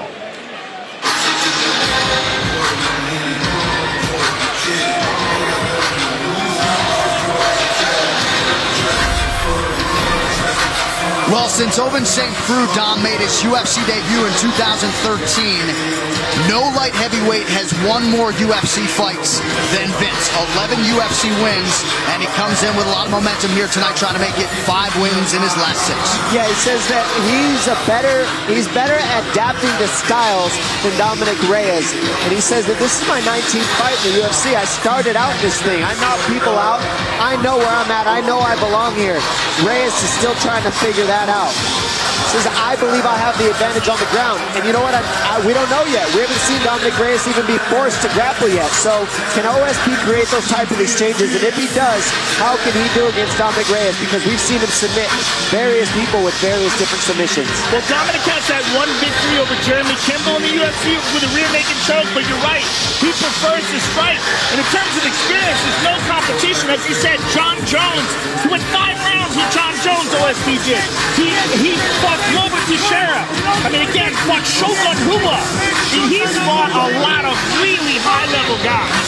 And we just saw Derek Lewis rally through adversity. That has been a staple of the UFC run of Ovince St. Preux. He has produced wins when he was really up against it during those fights. He has fought with injuries and somehow persevered.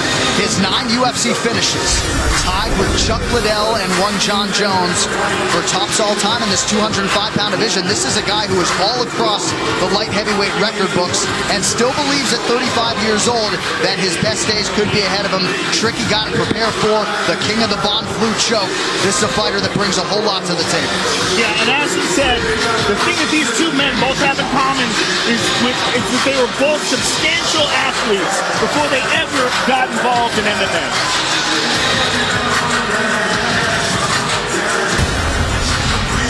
All right, This tale of the tape is brought to you by Modelo Especial, brewed with a fighting spirit since 1925. St. Preux, 35 years old. Dominic Reyes with a wisdom that belies his years. He is 28. Reyes, the slightly taller man, but St. Preux is long as hell. He'll have the 3-inch reach advantage here tonight. All right, for the introductions now, back inside to Bruce Buffer. Ladies and gentlemen, this fight is 3 rounds in the UFC light heavyweight division. Introducing first, fighting out of the blue corner, a mixed martial artist holding an undefeated professional record. 9 wins, no losses. He stands 6 feet 4 inches tall, weighing in at 204 1/2 pounds. Fighting out of Victorville, California, Dominic the Devastator Reyes. And now introducing his opponent, fighting out of the red corner, a mixed martial artist holding a professional record, 23 wins, 11 losses. Standing 6 feet 3 1/2 inches tall, weighing in at 205 1/2 pounds. Fighting out of Knoxville, Tennessee, presenting the number 7 ranked light heavyweight contender in the world, Vince St. Preux. And when the action begins, our referee in charge, Dan Mergliata. Well, Dominic Reyes called for this fight. He's glad he got it. He called it the perfect matchup. Does see some similarities between him and St. Preux. Ariane Celeste, thank you very much. Dominic Reyes, did he bite off more than he can chew in calling out Vince St. Preux? Some answers here in short order. Tonight's Fight Clock brought to you by Modelo Especial, brewed with a fighting spirit since 1925. Reyes, the fellow southpaw, is wearing gray. St. Preux is in black. Reyes said, I got to use my jab against St. Preux. Right off the bat, just get straight to kicking. Kicking and jabbing. Strong kicks. Pure offense right off the bat. St. Preux switches to orthodox here. And St. Preux, one of his big weapons is that left leg. And see who's lifting it up with the front leg now. He's got a powerful left kick. Reyes said when he goes conventional, you're going to see me firing my left a lot more. When he goes southpaw, you're going to see me using my jab a lot more. That's boxing fundamentals. And now we're seeing him also add the kicks to the various stances as well.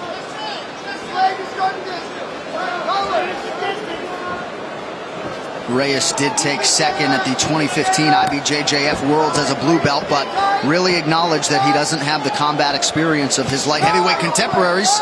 Nice land there by Reyes. You see, he throws that right hook very lightly to set up the step-in left hand. I mean, he reaches a lot of distance with that left hand. St. Preux just getting out of the way.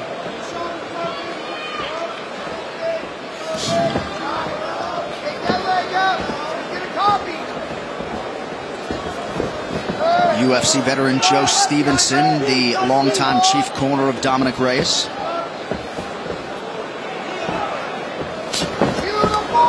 Nice slip by St. Preux. He said most of this camp was rooted in shoring up his defense. Vince looking for the takedown. Interesting.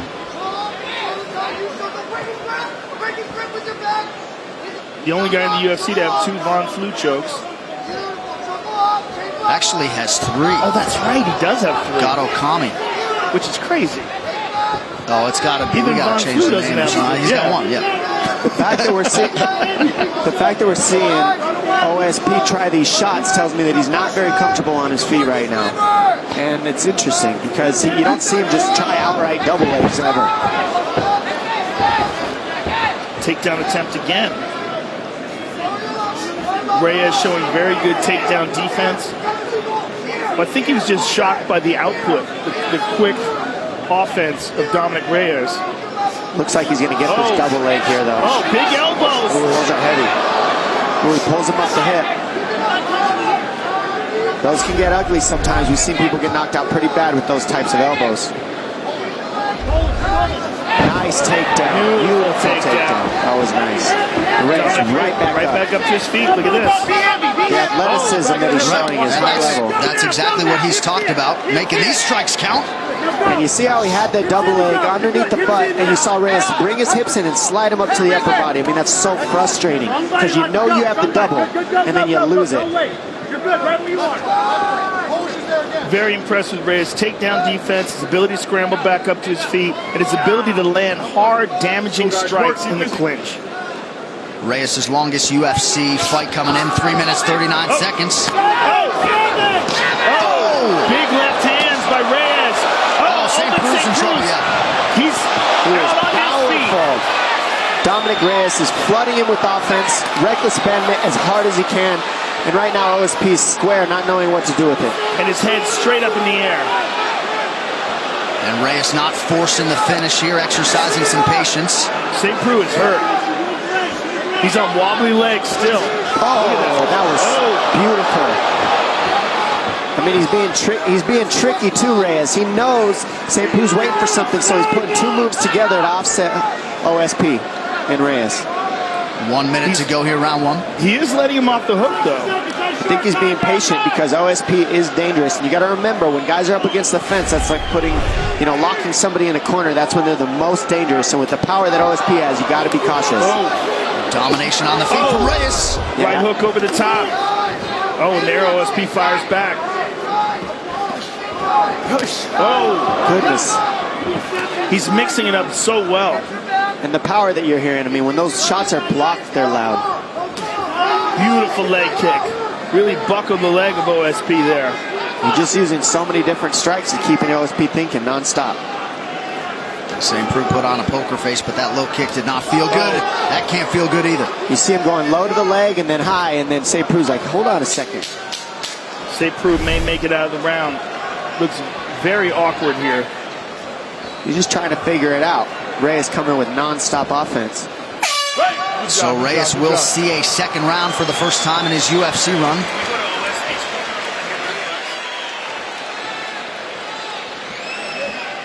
Let's listen into Eric Turner if we could.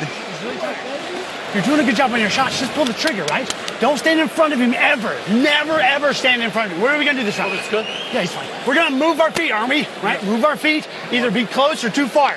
But none of that in the range, right? Right now we're saying right in his range. If we're going to stand there, pop, pop, pop, pop, pop. You understand? What are we going to do this round, okay? Yeah. You're good from the over under. Attack them. Yeah. Put yourself in a position. Dominic Reyes putting on a show. Let's look at these big elbows from the clinch. Hard elbows. Travis Brown style. And look at this left hand over the top. Boom, right hand behind it.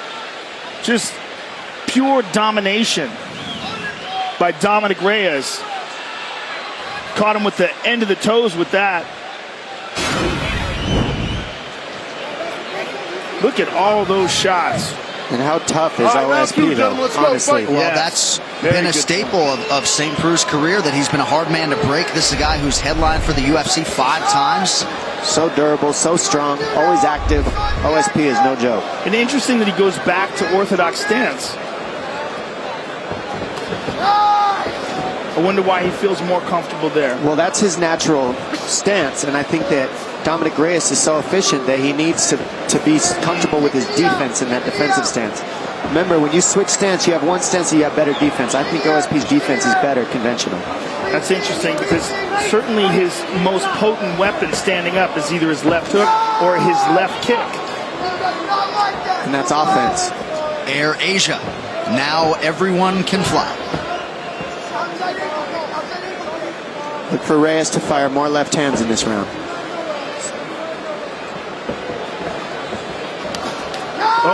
There's one right off the bat. Because he knows as a southpaw, you got to fire more left hands, excuse me.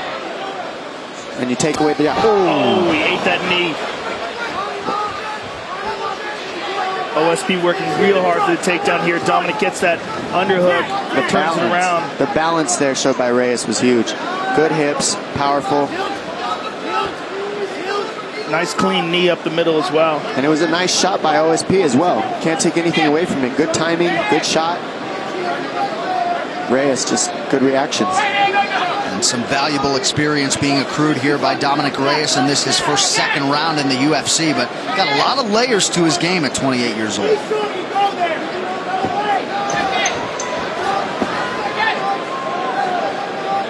Now this is where guys can be punched in the face non-stop. It takes away the body lock because you can't squeeze if you're getting socked in the face right here. These guys are just squeezing each other, not punching in the break here.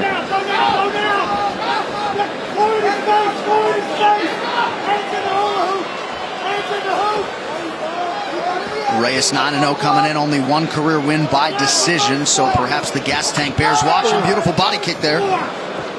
just so fluid with his technique. I mean, he mixes it up so well. He doesn't go to the well too many times with any one thing. He's very diverse in his tactics.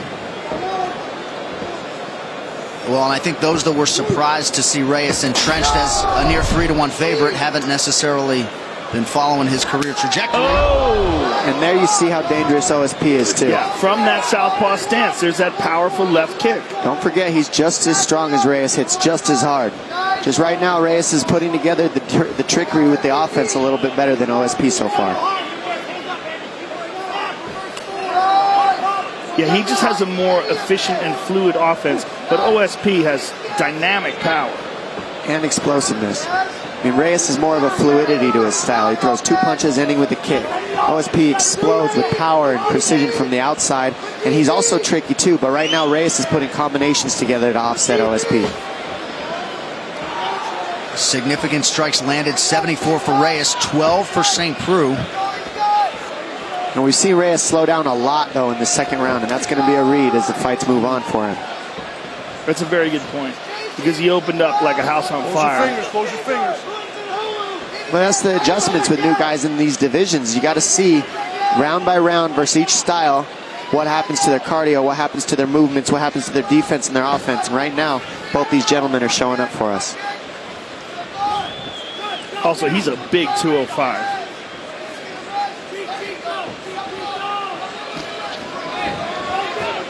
Not sure how much weight he's cutting, but that could be a... Not sure where that cut came on OSP's head. When did that happen? What's interesting is you see Reyes stuff shots by just moving. He's not necessarily having even to get in the wrestling scrambles because he's just turning the corner at the right time. There's that left kick to the body again. Look at the takedown defense of Dominic Reyes. St. Preux telegraphed that right hand. Good left to the body by St. Preux. And Reyes returned it. These guys are very evenly matched.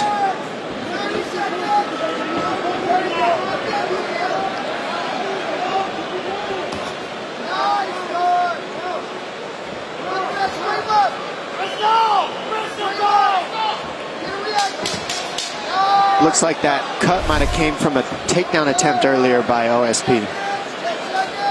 Just got caught with the elbow on the way in. Reyes catching him with that elbow.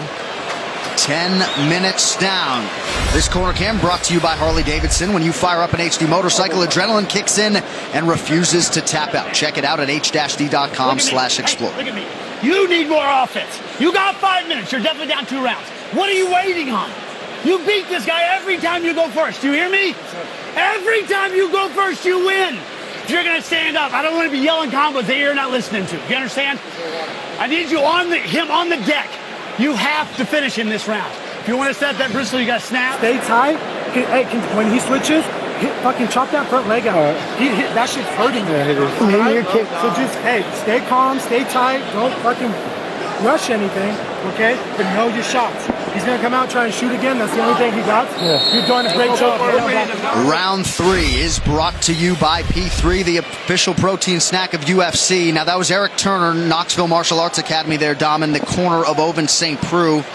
A lot of these cheap corners have different approaches, but Turner and St. Preux have been with each other every step of the way. So. All right, final round. You ready? Final round. Let's go. I don't know. Well, just don't forget, each athlete needs a different type of stimulus, especially after you've been getting punched and kicked for a couple rounds. He needed to pep him up, and I think OSP, that was exactly the things he needed to hear for this 3rd round. Pretty significant cut there just along the hairline of Oven St. Preux. And his coach is exactly right. OSP waiting just a little too much. He needs to be first. And when he's first, he does well. When he waits on Dominic, it's a problem.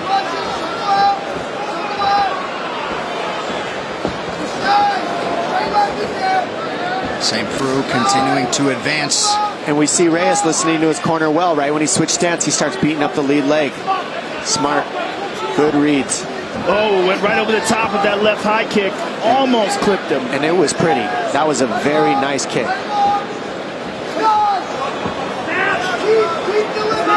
OSP's got to ramp up the volume, though. I mean, he's absolutely down in this fight. But with that kind of power, he's always in it. Well, the issue right now for OSP is he's throwing one at a time.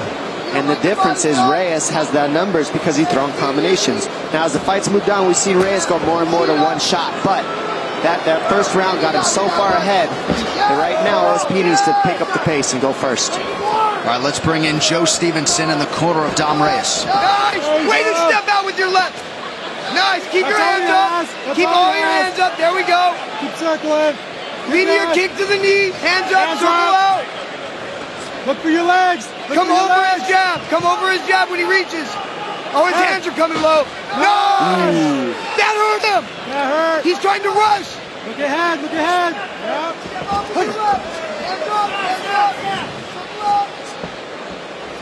3 minutes to decide this one. Co-main event coming up next. Good left hand over the top by OSP. Still one at a time. Yep. You need combinations if you're going to trick him. There it is. Ooh, that was a nice uppercut moving backwards by Dominic. Good left high.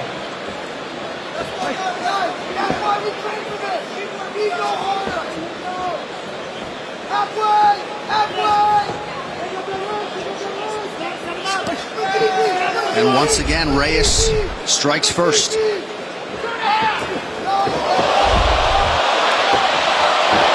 St. Preux rushes forward. Reyes able to stay upright. The balance of Reyes is just very, very good.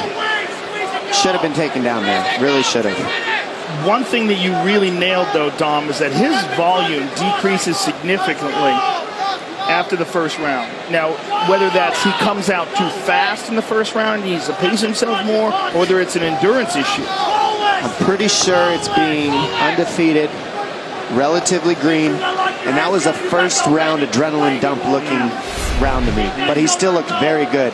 And the fact that even after an adrenaline dump like that, he's still in it, going with the OSP is impressive, but he does need to fix that gap. You're right, Joe.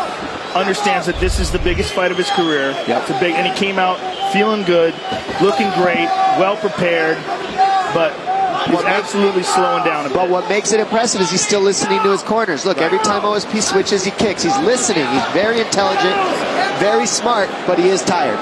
So his brain's still working for him. He's still listening, and that means that he's got the experience he needs. And you can fill that gap with the cardio as the fights move on. But right now, OSP's coming hard. Yeah, St. Preux starting to find his range with that left hand. Kicked high effectively as well.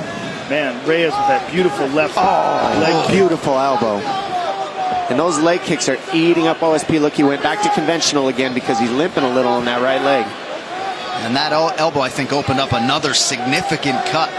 And now he went to the inside thigh. Oh, man, he's bleeding like a stuck pig now. That's nasty. Well, that elbow is just so pretty that he threw. It was a good counter. But to be credit to OSP for never stopping, moving forward, looking for that knockout, trying to find the opening. Well, he didn't quit at all, not even for a second, especially in this third round. But Reyes showing he's slick. He's not easy to take out. He's got good defense too, but does big kick goes high. Well, that was what was interesting about this matchup in the first place. We knew OSP has no quit in him. Yes. So we knew this young undefeated prospect is going to get tested, and so far, flying colors. And these will certainly be valuable minutes for Reyes as he moves forward and moves up this light heavyweight ladder. And this does not bring down OSP's stock, in my opinion. I mean, he's looked so good in this fight. He's coming. That is it. It's over. He walked away. That's it. If St. Preux doesn't get up. What is going on here? It's not over. It's not over. What is going on here? So St. Preux gets back to his feet, and thereby it will go to the judges' scorecards. If he was unable to do so, it would have been a TKO at the end of round 3. That's ridiculous. That was the end of the fight. I don't understand that. What just happened? Wow, there was never a horn and there was never a whistle. So why did they stop? Dan Mergliata was saying you got to get up, but he was walking away. Dominic Reyes was walking away like it was a knockout. Well, I did hear a horn. Looks like it is. Truck's telling me there wasn't a horn. I thought I heard a horn. I thought it was a knockout. Me too. I thought they should have stopped the fight. He was laying back on his back, not defending himself, eyes straight up in the sky. Dominic Reyes walked away as if it was a knockout. It seemed like one to me. I'm confused. I mean, I guess Dan Mergliata wanted to call it himself, and since he didn't, he said, you got to get up. All right, this replay is brought to you by Nemiroff, bold character since 1872. Look at this. Boom! This is early on. Reyes with the left hand over the top. This is first round action. And here's some nasty leg kicks. Inside leg kick by Dominic Reyes. Here's a nice knee. Trying to stop the takedown. That is the first elbow that landed that caused the cut. There's another nice inside leg kick. Now here, boom, left hand. Now watch, now let's listen to this. Because look, he walks away like this fight's over.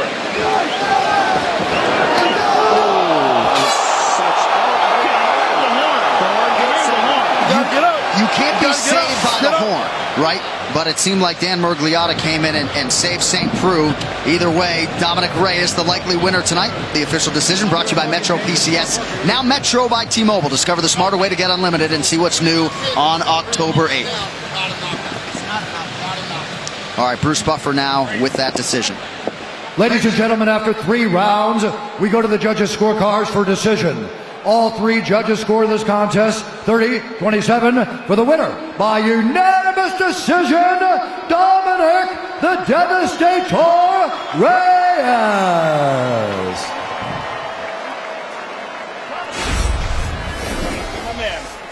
First of all, congratulations, Dominic. There seemed like a little bit of confusion at the end of the fight. We thought you had knocked him out and you were walking away as if you did that. We heard the horn, but Dan Miragliotta was telling him he had to get up or they were going to stop it. It wound up being a decision. Did you feel like it was a knockout?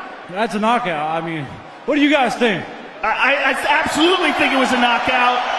But that aside, phenomenal performance. You came into this fight 9-0 against one of the top contenders in the division. A guy who went 5 rounds with John Jones. A guy who's fought the best of the best. You put on a show tonight. Oh, yeah, it wasn't easy. All respect to Vince. You know, he's a hell of a competitor.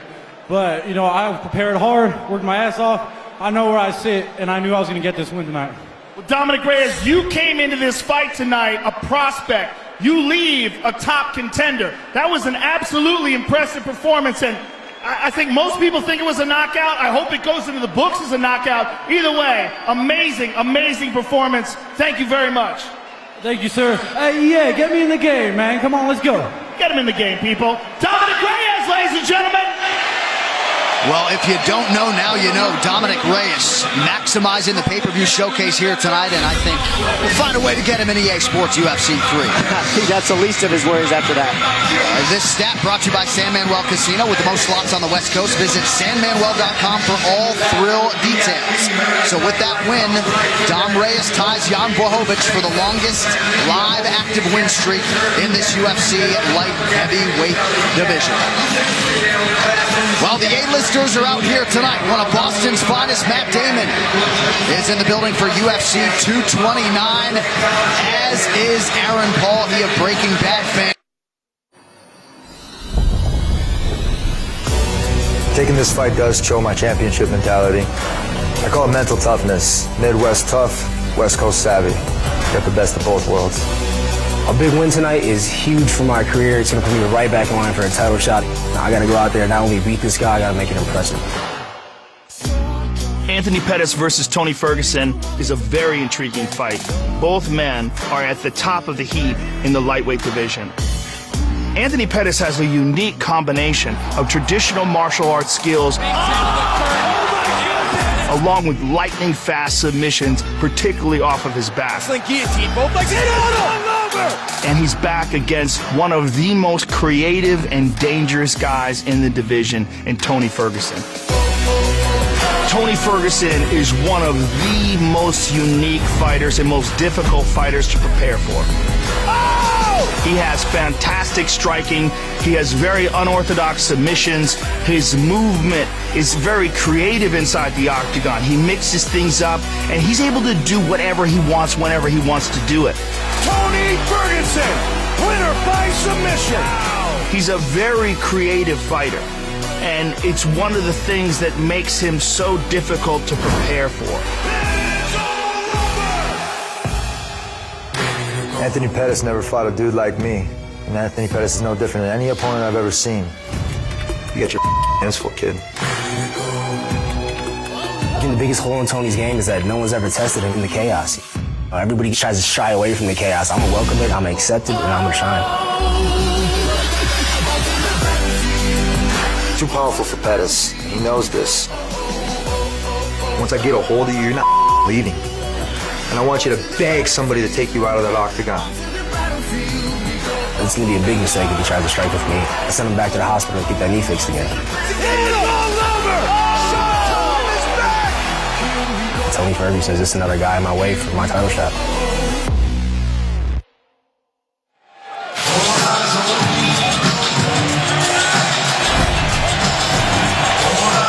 Well, his future is in the UFC Hall of Fame. His present, this massive co-main event tonight against Tony Ferguson. Here is Anthony Showtime Pettis. And Joe, he really has taken his training approach back into his own hands, trying to get back to the fighter that realized the UFC title 5 years ago. Well, he feels like he fixed something that wasn't broken. He had a style where he would throw these wild kicks and punches, and if you took him down, he would submit you. And then he felt like he was out-wrestled by a few guys, so he had to change his style up and work more on his wrestling and tighten up that aspect of his game. But in doing so, he diminished some of the striking, and he diminished some of the submission. Then he decided, before the Chiesa fight, I'm going to go back to the old way. Right. Wild, reckless striking. You take me down, I'm going to submit you. That's exactly what he did with Chiesa, and he feels like he's back. What we got to remember is Anthony Pettis is still only 31 years of age. Right. All right? I mean, former WEC champion, former UFC champion, has beaten some of the best in the game. Gilbert Melendez, knocked out Cowboy Cerrone. When he's at his best, he's a wild, creative striker with some of the most dynamic kicks in the game. Tonight's Prep Point brought to you by Harley-Davidson. When you fire up an HD motorcycle, adrenaline kicks in and refuses to tap out. Check it out at h-d.com/explore. And Dom, he feels like his instincts and his reactions are as good as anyone's in the game, and why not lean on it, says Ben. Well, he says that comes from his mentality outside of the octagon. He said he worked on his brain outside and it fixed his mentality inside the octagon. The biggest thing that makes me excited about this fight is he said, one, I want to make this fight havoc. I want it to be chaotic, and I want to embrace it. And I said, well, that's what Tony Ferguson wants. And he says, exactly. So these two are going to meet head on head, and he's okay with that. And that's what he said in the pre-fight. You've got to be okay with the habit of Ferguson if you're going to beat him. And you got to get him in between the transitions where he has the holes in his game. He considers the decision a loss, is what he told me. So he's going for the finish, and he's going hard, like usual. 15th UFC appearance for Showtime Pettis, a plus 300 underdog at close here tonight.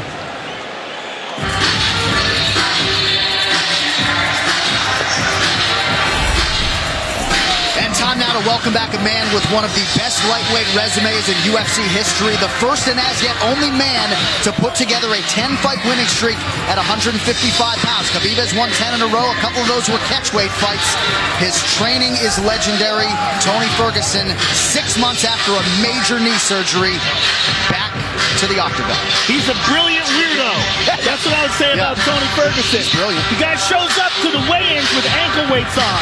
I mean, I don't even understand what he's doing there. Yeah. But that's Tony Ferguson. He marches to the beat of his own beatbox inside of his brain. He builds his own gym. He sets up training camp in Big Bear. He does all the construction himself. Yeah. He lays out the mats. He hangs up all the bars, all the different things he's going to work out with. And he's got the best Darce choke in the game. Catches it from everywhere. Brilliantly creative on the ground. Brilliantly creative standing up. He's a very, very interesting guy. What you said about Big Bear attests to the fact that he prepares cardio, strength and conditioning to the max. He believes, I already know how to fight. I'm going to do the technique. That's the easy part. The one and only thing I can control is whether I get tired or not. So I simply won't ever get tired. And therefore my technique will always be there because that's what I do. I fight. That's what's in my blood. That's how I train. My reactions will be there if I don't get tired. But if I get tired, it doesn't matter. Conditioning can make a coward of us all. He lives by that. Yeah. And he focuses on it. And then in there, he shines because he knows there's nothing he can do that's going to stop him other than you putting his lights out. He hasn't had a sip of alcohol since February. He feels like that has him in the best shape of his life. And you're right, Dom, that ability to push himself and push himself past his limits is what he believes sets him apart. You might be looking at the most exciting fighter pound for pound in mixed martial arts today. All right, this tale of the tape brought to you by Modelo Especial, brewed with a fighting spirit since 1925. Ferguson, 34 years old. Incredibly, Anthony Showtime Pettis still just 31. Ferguson, the slightly taller man, he will have a 4-inch edge in reach. All right, now to get you started for the co-main event, here is Bruce Buffer. Ladies and gentlemen, this is the co-main event of the evening. Sponsored by Motel 6. When you're ready to tap out, book online at Motel6.com. We'll leave the light on for you. And Nemerov, bold character since 1972. And now, this fight is 3 rounds in the UFC lightweight division. Introducing first, fighting out of the blue corner, a mixed martial artist holding a professional record, 21 wins, 7 losses. He stands 5 feet 10 inches tall, weighing in at 156 pounds. Fighting out of Milwaukee, Wisconsin, presenting the former WEC lightweight champion and the former UFC lightweight champion, presenting the number 8 ranked lightweight contender in the world, Anthony Showtime Pettis. And now introducing his opponent, fighting out of the red corner, a freestyle fighter holding a professional record, 24 wins, 3 losses. He stands 5 feet 11 inches tall, weighing in at 155 pounds. Fighting out of Orange County, California, presenting the former interim UFC lightweight champion and the number 2 ranked lightweight contender in the world, Tony El Kakui Ferguson. And when the action begins, our referee in charge, Jason Herzog. Jason Herzog, our referee. Brittany Palmer, thank you very much. Ready to go here, round 1 of 3 in this co-main event, to be followed by Khabib Nurmagomedov and Conor McGregor. Tony Ferguson back on that UFC canvas for the first time in about a year, taking on Showtime Pettis. Tonight's fight clock brought to you by Modelo Especial, brewed with a fighting spirit since 1925.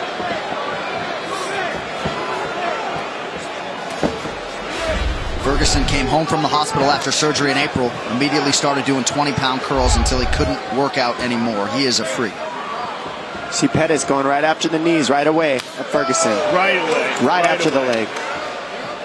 And it already hurts. You see him limping already. Can't get kicked in the legs. That hurts. And Ferguson returns to him. And you see the scar on the side of his knee.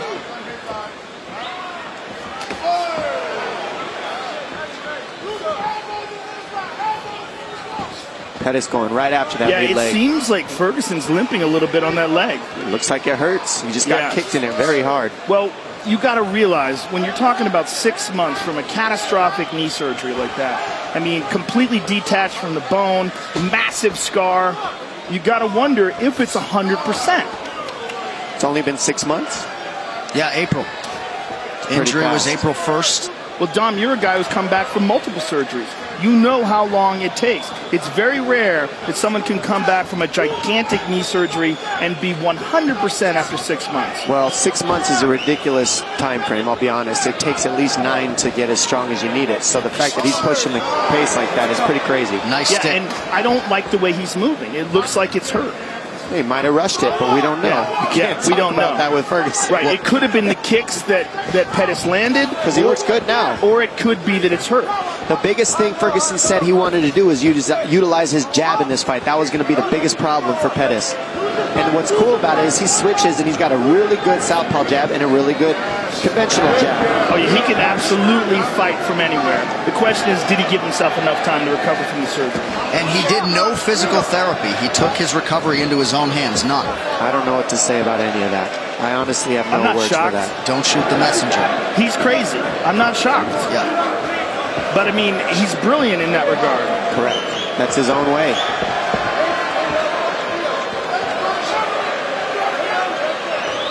The Pettis camp felt like they picked up a lot of things on tape of Ferguson being a hittable guy. Tony said, watch all the film you want. I'll pick him apart on the feet. We have hit the midpoint of round 1. Blocked it all, though. And nothing landed. Well, he spends a lot of time working on the Wing Chun dummy. He does that. Yeah. I mean, he does a lot of really unorthodox stuff in terms of mixed martial arts. Your friend Eddie Bravo talks about him training for 6 hours straight. I mean, it's absurd. Well, Eddie's trained with a lot of guys. He said he's never seen anyone with the kind of endurance that Tony has. I know you hit that elliptical for 2 hours the other day. I mean, his pressure is crazy. The pressure that he's putting on Pettis right now is silly. This is exhausting to move the way Pettis has to, and he's guessing too, because look how Ferguson moves his head, switches combination, switches, always giving you a different look, and always pressuring you. And he's not chasing; he's heading off Pettis. Yeah, tremendous pressure, and whatever we thought was going on with his leg earlier might have just been. Ooh, and there's another hard leg kick to that leg, but he looks fine. Yeah, nice counter right from Ferguson. And he's using it a lot. Inside leg kick with that leg. He's landed several to Pettis' left leg. Tremendous pressure, though. Look at him. Pettis doing a good job seeing everything. The only thing that worries me is moving back this much is exhausting if you're Pettis. That pressure is just ridiculous. And he's got to clinch him or do something to deal with the pressure. Go to the body of Ferguson, fake a shot, throw uppercut, throw knees, something. Because right now Ferguson is just on it. All over him. Front kick to the body, inside leg kick again. I mean, he is just smothering Pettis. Pettis just can't get any space. He's basically keeping him in a phone booth by heading him off. And he's slowing down. You're seeing Pettis' punches coming slower. Well, the key is of what Ferguson's doing game plan-wise is now Pettis doesn't have his trickiness. He can't make reads. He can't have timing because he's moving back the whole time. Blocked. Nice left hand there, stuck by Ferguson. Beautiful uppercut. And look at him, walking him down, talking to him.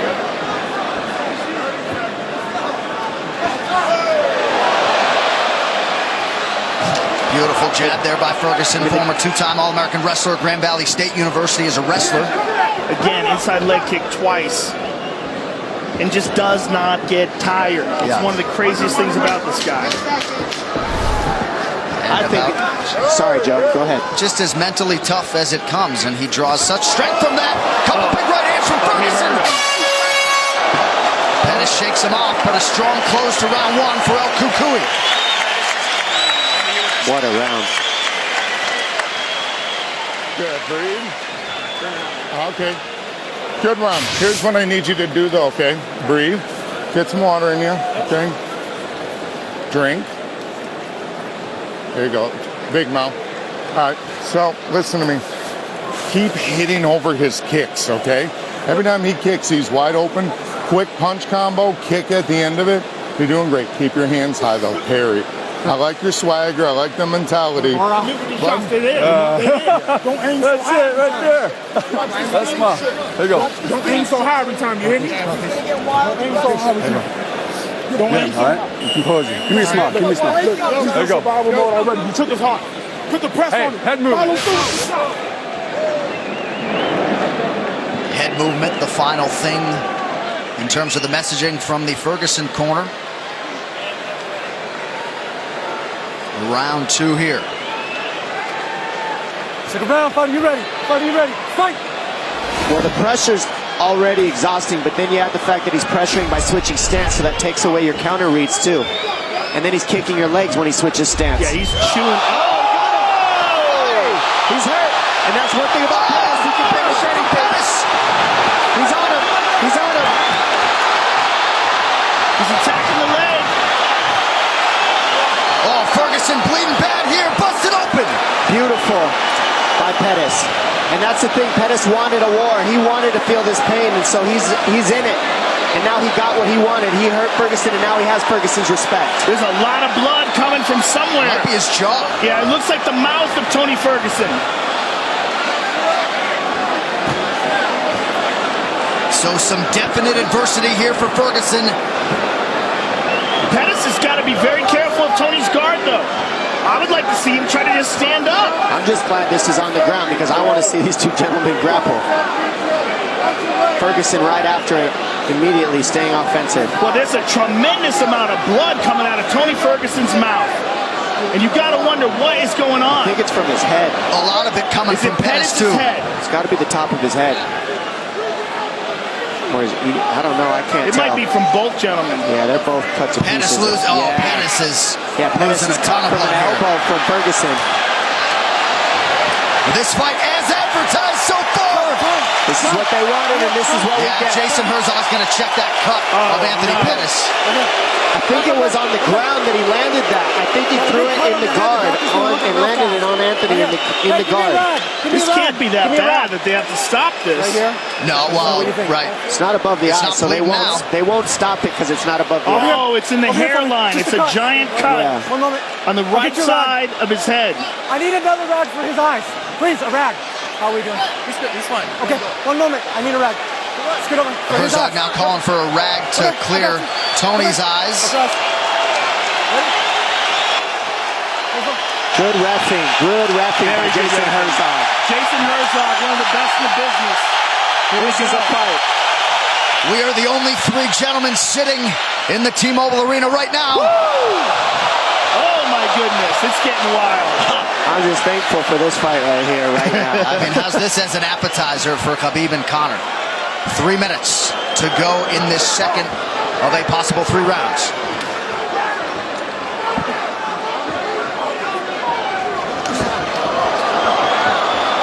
Ferguson ripping the body there.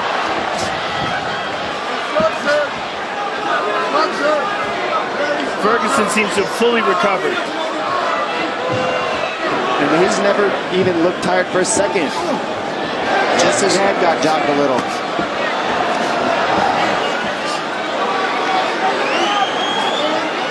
Watch Pettis look for an overhand right. It's there all night. Pettis flat against the cage here. But he's looking like the pressure is just too much again like it was earlier. He landed a beautiful shot in between, and that's what he was saying he needed to do. Find the openings and land. Non-stop output and forward motion from Tony Ferguson. I mean, he puts pressure on you like no one else in the business. Right hand's the body. Right hand.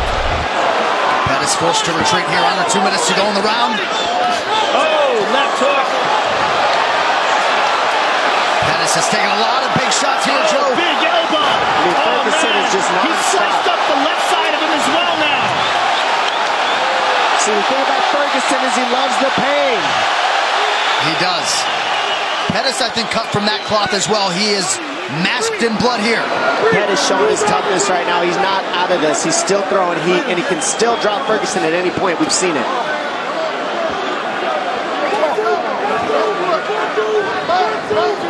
Oh, beautiful. Grab the hand, slip over the top with an elbow.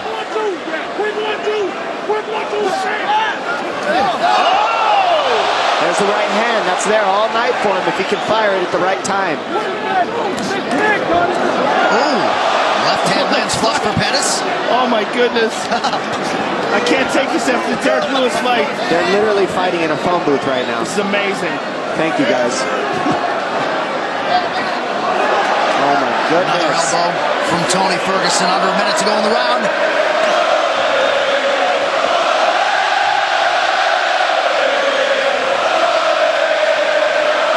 These guys are just exchanging in the corners.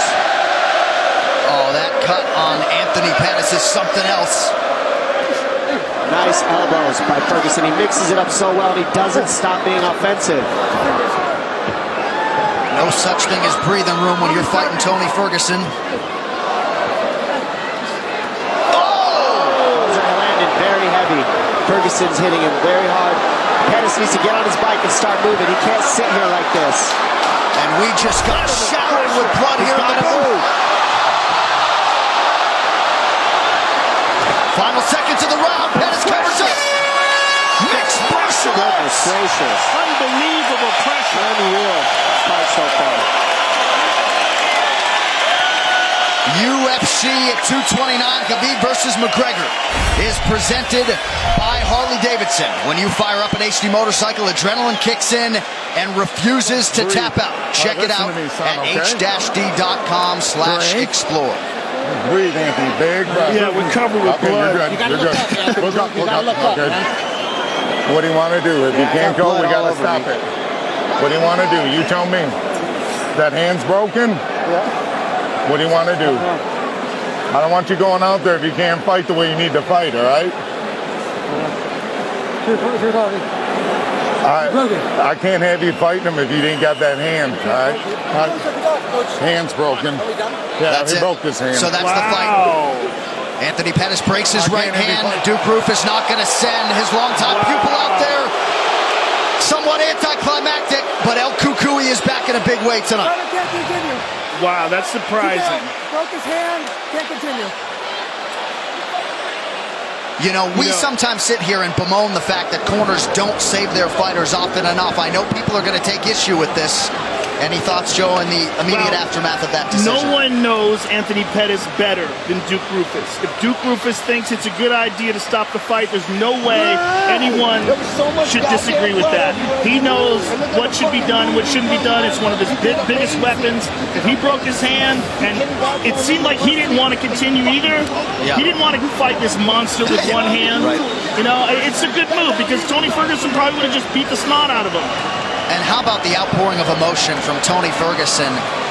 We tried to set it up as best we could, but what the last 6 months have held for this absolute warrior of a human being to come back and produce the way he did tonight is truly the stuff of legends. His UFC record lightweight winning streak is now 11. And for Anthony Showtime Pettis, his stock rises in defeat here tonight. This replay brought to you by Nemiroff, bold character since 1872. You can't be anything but thankful for these gentlemen for a fight like that. Incredible. And here we go. Insane. The big right hand lands. He throws an inside kick and Pettis just hits him with a huge right hand and just puts him down. Then here you see he's cut and he's finally just like, yes, this is what I wanted. Havoc. And he gets it. Ferguson cuts him over his left eye. Elbows, grabbing the hands the whole time. Non-stop punches, trading. These guys are fighting in a phone booth, bleeding all over each other, bleeding all over us. Reckless abandonment. Bodies were put on the shelf and they just didn't care. Then Ferguson looking back at Pettis. Got you. Got you. You're done. I see you. Well, we build him as arguably the most exciting fighter in mixed martial arts at present. And Tony Ferguson certainly lived by those words yet again here tonight. The official decision brought to you by Metro PCS. Now Metro by T-Mobile. Discover the smarter way to get unlimited and see what's new on October 8th. Bruce Buffer now with that decision. Ladies and gentlemen, at the end of round 2, Anthony Pettis' corner has called a stop to this fight, declaring the winner by TKO, Tony El Cucuy Ferguson. 805-231, I love you, baby. XTA, home team. Christina, I fucking love you, baby. Come on, Anthony, love you. I'm here with the winner, Tony Ferguson. First of all, Tony, welcome back, and thank you for an amazing performance. That was incredible. What a wild fight for as long as it lasted. Where you at, McNuggets, you fucking piece of shit? I'm gonna kick your ass! If fucking Khabib don't do it, I will! Son of a bitch, I'll give you a proper ass whooping any day. Let's get back to the Pettis fight, because that was a wild fight, man. First of all, what a quick turnaround from your knee surgery to come back. Was there any concern at all that you would rush this? No, man. No.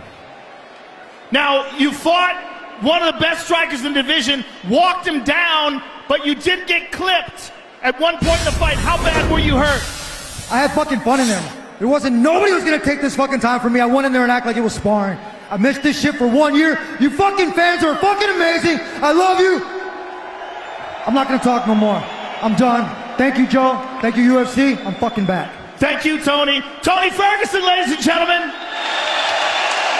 Tony Ferguson back in a big way tonight. That post-fight interview brought to you by EA Sports UFC 3. Get up to 50% off, including exclusive in-game content with the new limited-time UFC 3 Notorious Edition available on Xbox One and PS4 until October 16th. Joe Rogan. All right, first of all, Anthony, thank you for a wild fight for as long as it lasted, and it looked like you were having a great time out there. Hell yeah, I had a fucking great time. I'll do it again.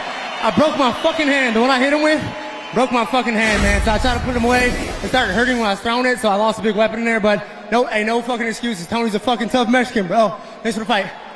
Well, listen, this was the old Anthony Pettis. You came out wild. You came out creative. You clipped him. You had him hurt at one point in time.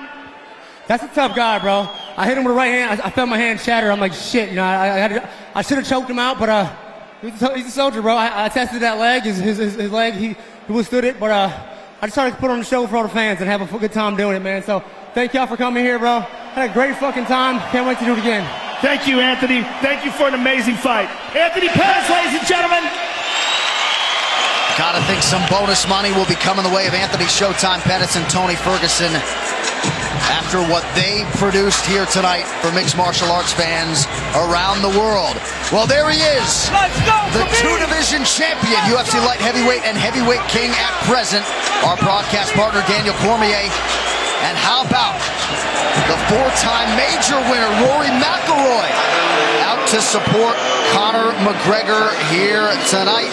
Mr. Lomachenko in the building as well, one of the best pound-for-pound boxers in the world, taking in UFC 229 here tonight. That is the back of my shirt right now.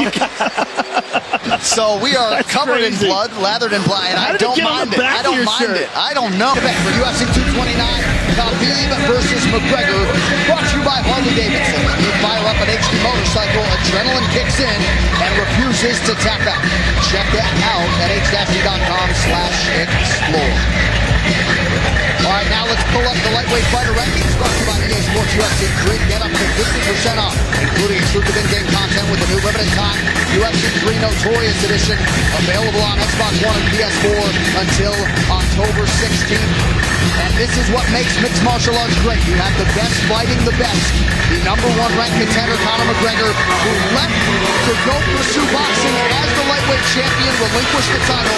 Khabib Nurmagomedov assumed the throne in his absence. And tonight, in a matter of moments, they will lock the octagon gate behind Khabib Nurmagomedov and Conor McGregor. John Anik, Joe Rogan, Dominic Cruz. So we know what Conor does early. I mean, over under 30 seconds for the first level change from Khabib. How do you expect him to handle the first minutes of this fight? The real question is, can Khabib close the distance and get a hold of Conor? And can Conor clip him on the way in? Those are the big questions. Those are the questions we're going to get answered very, very quickly. The next question, if Khabib takes Conor down, can Conor get back up? Those are the two big questions. That's what it comes down to. And the missing link on the stand-up that makes this fight different than anybody is two things. One, Conor McGregor is a southpaw. We haven't seen Khabib do very well striking with some southpaws as we've seen. Problem number two, Conor McGregor can knock people out moving backwards. He hasn't dealt with anybody that has fought him that moves backwards and can knock you out. Conor McGregor can do this. So if Khabib's pressuring forward the whole time, he's got to be careful. It's got to be in and out, because if he just non-stop pressures, he's going to get clipped on the way in. He has to be very cautious, and a lot of fakes have to be mixed in there, or Conor will get his timing and will hit him. Then the big question is the spectacle. How does Khabib handle the spectacle? Because this is bigger than anything he's ever experienced. We know Conor rises to the occasion. But Jose Aldo fight's a perfect example of that. He came into that octagon like he owned the building. Right. Can Khabib eat the pressure the way Conor does? And can he take the punches? I mean, the bottom line is, can he take the damage? We've seen Khabib does get hit. It is a fact. It's not like he never gets hit. Can he take the power of Conor McGregor while he goes for the takedown? And can he time the takedown? Or does Conor McGregor have the nice punch count and he makes it so that Khabib has to stand with him? There's a lot of questions in this. There's so many questions. Oh, and we're getting answers soon with that setup. There ends the wait for the biggest fight in UFC history. Khabib Nurmagomedov, the undisputed champion, welcoming back the Irish superstar Conor McGregor. Let's see how it plays out.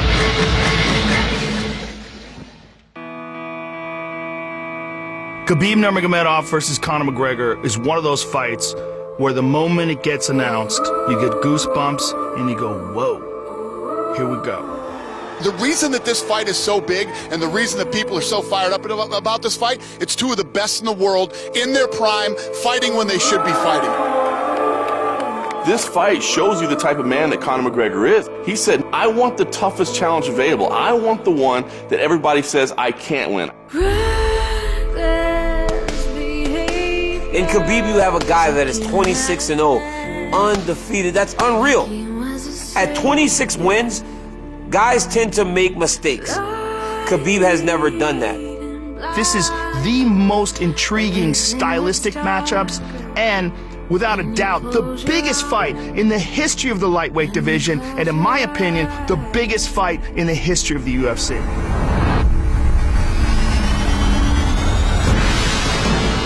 He never fight with someone like me. Oh, he's getting mauled. Barbosa's face says it all. Who have so much pressure, so much dominate with his opponent. Michael should tackle. He's gonna break his arm. He's gonna break his arm. Hit is all over. You know, this is my style, crush my opponents. He has been unrivaled inside the octagon.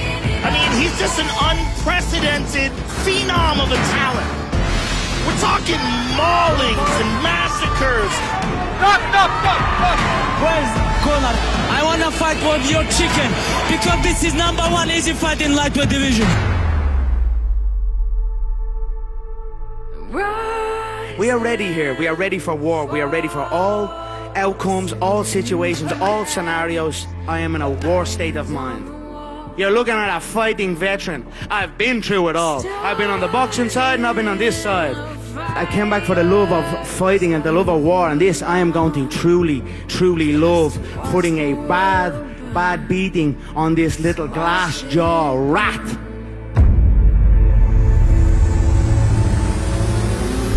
Oh, he's hurt! Could he finish him here? Wow. My belt has been never taken from my waist, so they've got to build up these fake champions. But here I am, returned to take back my throne. I know he is afraid of a smack. And if you're afraid of a smack off me, a smack will feel like a double-barrel shotgun. Oh! He slapped him! Like that! What you gonna do if you don't knock me out? You have to knock me out first or second round. What you gonna do? I'm gonna keep going. If you don't knock me out, it's gonna be a very long night to him. Trust me, mate. I'm ready for a long night. Now you're up on the real kid. You're with the real dogs now, brother, yeah? He's in over his head. I'm gonna pick him apart and bully him in there and absolutely maul him. My dream smash him, you know, make him humble. I wanna change his face. Where's the finish?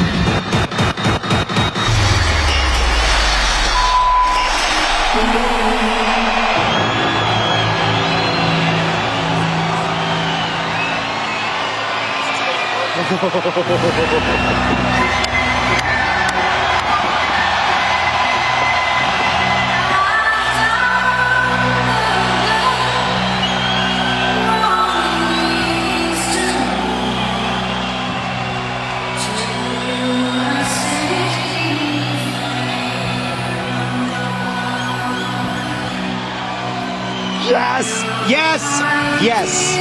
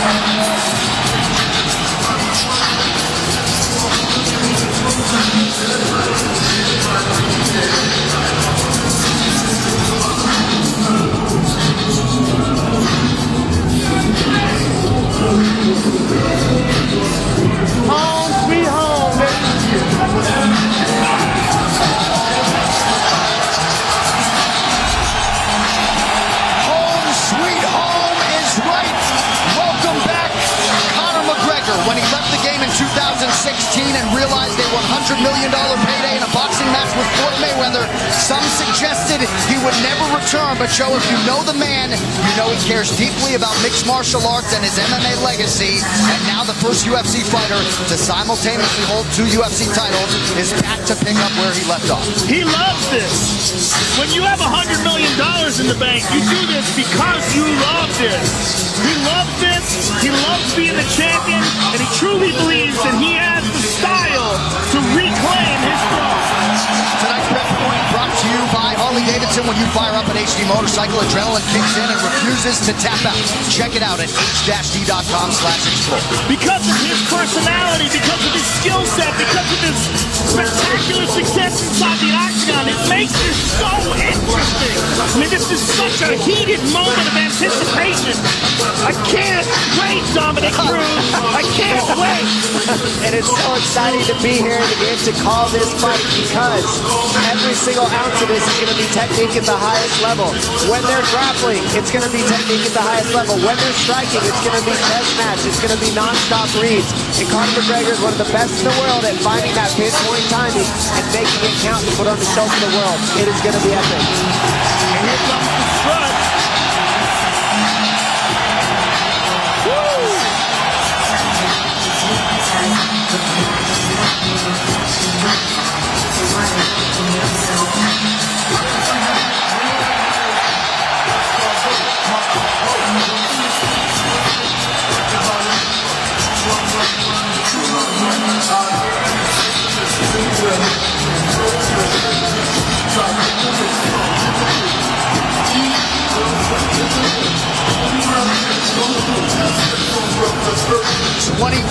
Pro Mixed Martial Arts contest for Conor McGregor, 11th UFC appearance. He is 9-1, a 9-time UFC bonus winner in his 10 UFC fights, 18 career wins by knockout or TKO. Few understand and manage distance better than the notorious Conor McGregor.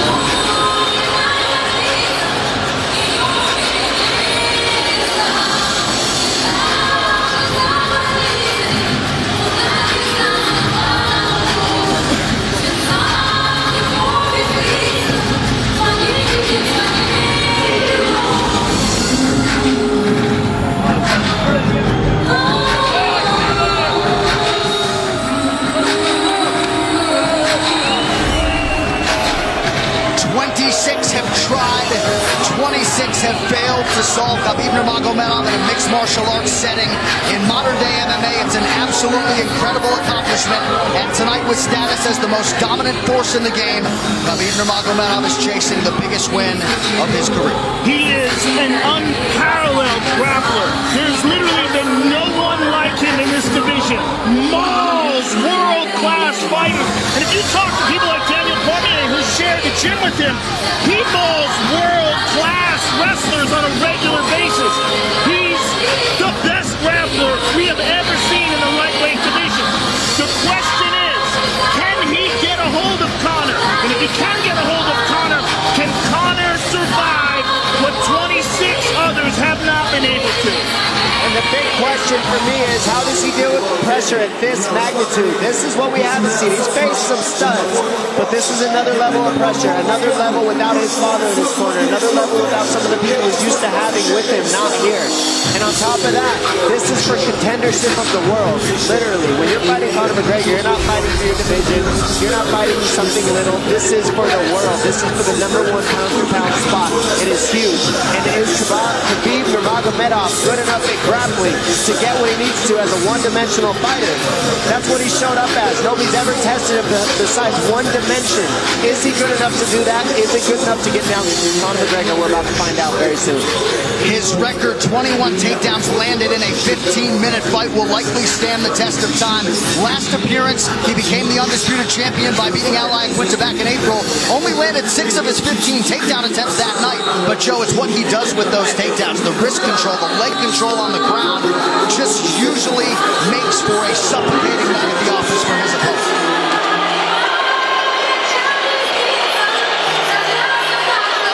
I've never been more excited for a fight. I agree. Khabib Nurmagomedov, 26-0. He has never been knocked down in an MMA fight. Perhaps that chin will be tested like never before tonight by the left hand, the right hand, and everything else that Conor McGregor brings to the table as a striker. Khabib versus Conor. Here we are. This Tale of the Tape brought to you by Modelo Especial, brewed with a fighting spirit since 1925. Khabib Nurmagomedov just turned 30. Conor McGregor also 30 years old as of July 14th. Nurmagomedov 1 inch taller. McGregor will try to maximize a 4-inch advantage in reach. All right, now for the official introductions for our main event. Here is Bruce Buffer. Ladies and gentlemen, this is the main event of the evening. Sanctioned by the Nevada State Athletic Commission, Chairman Anthony Marnell, Executive Director Bob Bennett, Commissioners Stacey Alonso, Christopher Alt, Dallas E. Hahn, and Dr. Robert McBeath.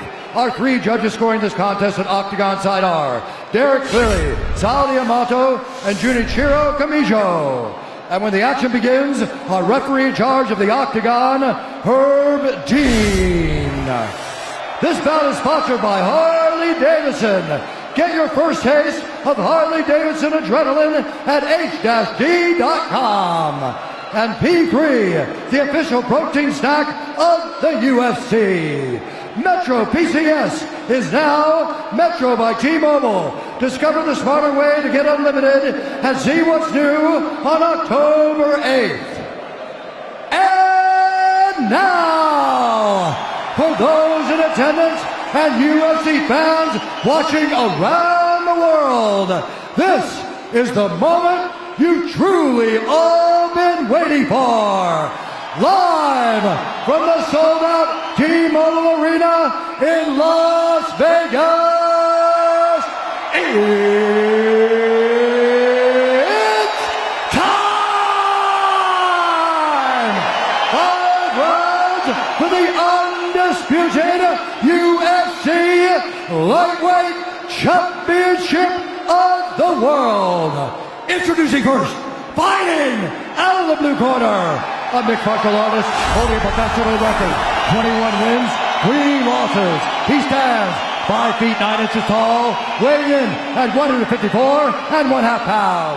Fighting out of Dublin, Ireland, presenting the former UFC featherweight champion, the former UFC lightweight champion, and the #1 ranked lightweight contender in the world, the challenger, the pride of Ireland, the notorious Conor McGregor.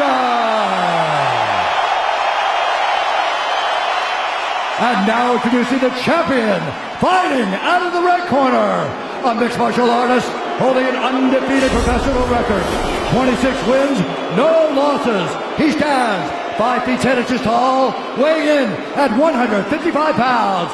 Fighting out of Dagestan, Russia, presenting the reigning, defending, undisputed UFC lightweight champion of the world, Khabib, the Eagle Nurmagomedov.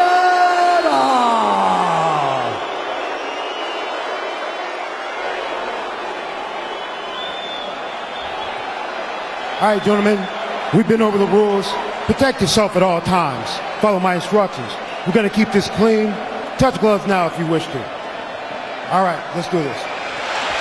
Well, if you bet that the fighters would not touch gloves, cash those tickets, and wherever you are in the world tonight, one way or another, we will all witness a piece of UFC history. The King is back, looking to regain his throne. And we are underway. This fight clock brought to you by Modelo Especial, brew with a fighting spirit since 1925. McGregor in green, Nurmagomedov in black. McGregor lands early. Pressure right off the bat by Conor. He's trying to force the shot out of Khabib with pressure instead of waiting for Khabib to come at him. Khabib got a hold of his ankles. He's got his leg. And what he's got to do is get his left leg over the back ankle of Khabib's right leg. He needs to get that. Conor needs the left leg behind the ankle of Khabib in order to stuff this. And now he's got it. But a good defense by Conor so far. Look at this. Got the ankles. As long as he stays on the ankle, he's good. He's doing a fantastic job of defending. Look at him spinning around. Khabib looking to complete the takedown, and he gets it. Man. Conor gets right up to the cage. Let's see if he can get back up to his feet. It's one of the big questions. He's got his feet tied up well. Look how good Khabib has done a job of wrapping those two legs up together. This is what he does to everybody he fights. He crosses your legs, and now if your legs can't get away, then you can't get up. You're pinned to the floor. And he's done this better than anybody. He elevates and straightens your legs out. And now what he's going to do is try to lift Conor's knees and legs higher than Conor's head so that he can't move.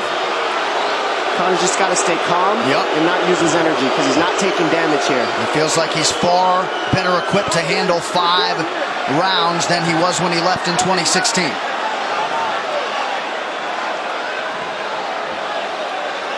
Khabib does such a good job of wrapping those legs up, extending them and wrapping them up so you can't get them out from under you. I've never seen anybody be able to straighten a leg out like that. The way he hangs and he almost knee bars you by collecting your heel up. It's just different how he holds you there. Most people can get away when you do that, but when Khabib grabs your legs, he just keeps them. Yeah, he's doing it again. Look at him pinch those legs together. He does it different, and they cross every single time. He crosses them over each other. He's just so good at squeezing. This is what you got to do to Conor early, though. If you're Khabib, you have to do this early. You can't try to give him all the rest he needs in the first couple rounds. That's when Conor's the most dangerous. Couple right hands have landed for Khabib. His first strikes of the fight. McGregor trying to control his breathing. Ate a big right hand there. And what Conor's doing is he's trying to dig underhooks and stay in a ball so there's no hooks. So Conor, see how he's got over the top of Khabib's head or his arms? He needs to get in between the arms and legs of Khabib if he's going to get up. He can't be on the outside of Khabib's arms here. Again, Khabib ties those legs up together. It's just tremendous how he does it. And it's something that you see him do against every single guy he fights. They know what he wants to do. They can't stop it. He's got a different type of pressure from here. I think he's just extremely strong as well. And now he's under the back of Conor, so that Conor can't get his hips underneath him. It's a lifetime of grappling. And you do have a referee in Herb Dean that is going to give Khabib every opportunity to work on the ground, especially when he has the legs trapped. Right now we're seeing Conor okay because he's not taking damage, so he's staying very calm so he doesn't waste his energy. But once he gets wore out from this grappling, then you're going to start seeing Khabib posture up and start landing the big punches. But he can't do it too soon because otherwise Conor will get away. He's got to play the squeeze game right now. Nice pass, straight to half guard. And now the pressure is just heavy here. You could tell he's extremely heavy. That left shoulder and the chin of Conor really makes it minimal for Conor to be able to get to a hip. He does a tremendous job, and he keeps you from being able to breathe. Pressure on the chest, and then the overwhelming sensation that he can continue to do this as long as he wants. And that is exhausting in and of itself.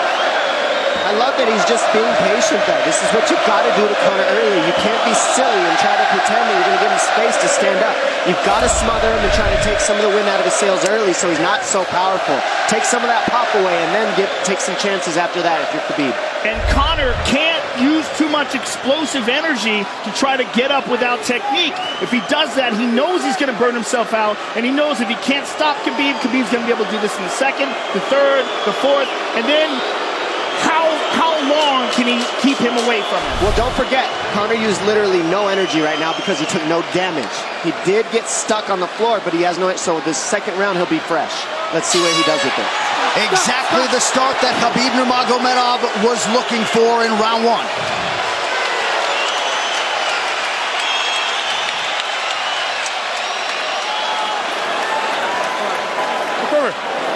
You know the shots get slower as the rounds go on. That was his absolute best there. Yeah, you did everything good, everything good. How you feel it? How you feel so? Keep your chin down, keep your chin down. Okay? Keep your chin down, hands up. If you grab his leg, just push him against the cage and then take him down from there. Dom, any thoughts on that messaging there from Javier Mendez and crew? The Javier Mendez is okay, that's great, but they look a little frantic. I mean, that would make me feel crazy in there. Yeah, like let's calm down a little guy, give him some real feedback. I don't know. Well, every mixed martial arts round begins on the feet. Let's see how it goes here early round two. Conor knows he can land that left whenever he wants, so that's what he's waiting for. He's waiting for that counter. He's waiting to force Khabib to take a bad shot and then make him pay for it. That's what we're seeing here. McGregor fires the knee, appeared to just miss. Massive right from Nurmagomedov! And a knee from McGregor now! Nasty right hand.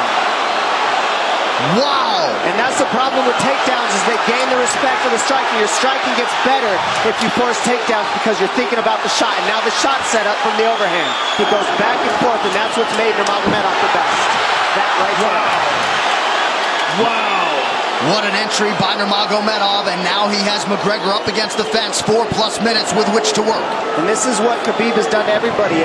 If you stuff his wrestling, then he's going to punch you. Once you start getting punched, his wrestling opens back up, and that's why you need a threat of grappling and striking mixed together. But realistically, the sharpness goes to Conor in the striking, but the grappling is just so one-dimensional and so over. Like he's just so working much an arm better. triangle here. He's got it up. He's on top of him, full mount. Good scramble by Conor, getting his guard back. Butterfly, not full guard. The Khabib's all over him here. And McGregor exploded there to try to escape, nothing doing. 90 seconds gone by here, round two. And the moral victory of Khabib landing that big right hand. Oh, big ground and pound. And Khabib said he wanted to make Conor suffer. He also said he wanted to change his face. This is one of the scariest things I've ever heard a person say about a fight. Well, not unlike Tony Ferguson, Khabib can go all day.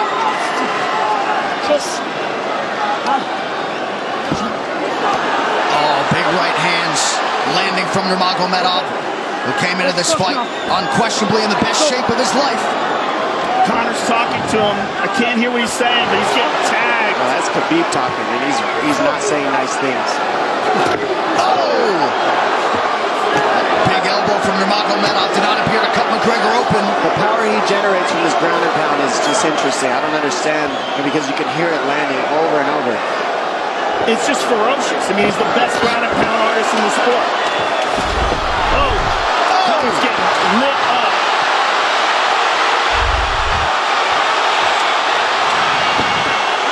Conor's in serious trouble.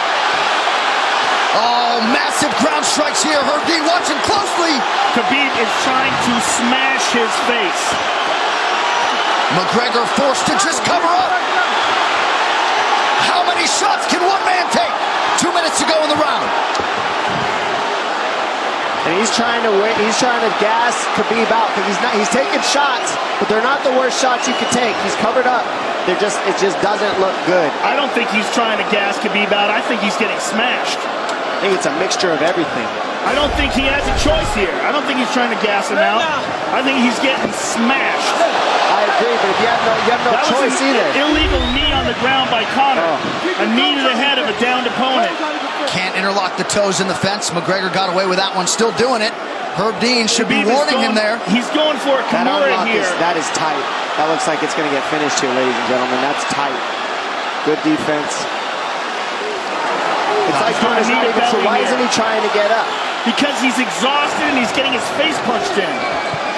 And I don't think he can. I just think Khabib is so much better on the ground that he's surprised. I agree. And Nurmagomedov's output hasn't waned one bit.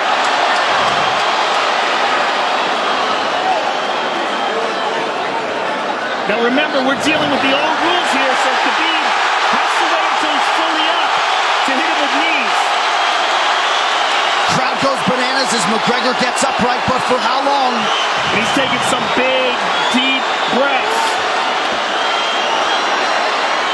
30 seconds here in round 2.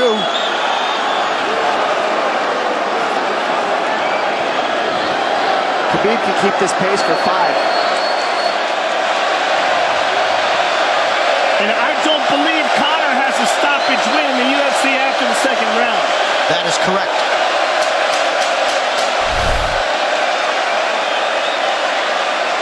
Conor hasn't had an answer at all for the grappling Khabib in one bit.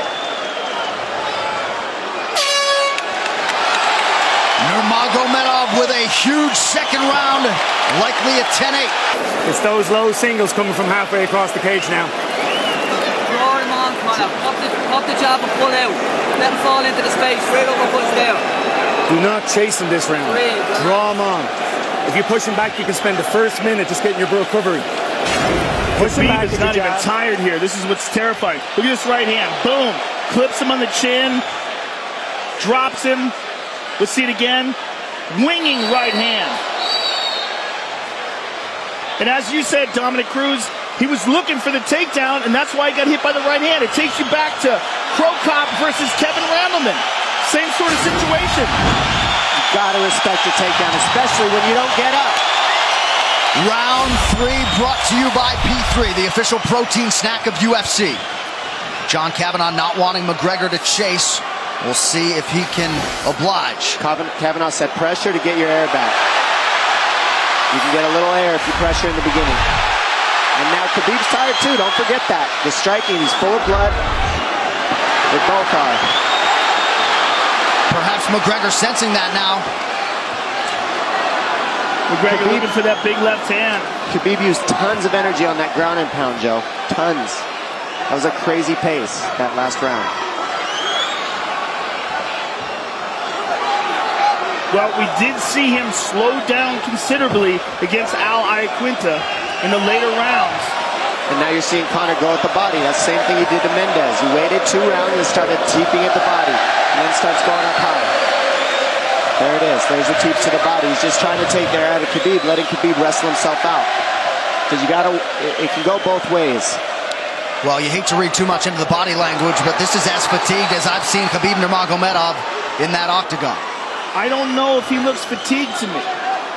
It doesn't look like he's breathing heavy. It looks like he's trying to find his moments, but he's getting outboxed. Yeah, I don't think he's tired. I think he's just a little heavy from the grappling last round, but he's not tired per se. His muscles are full of blood, so he's a little slower.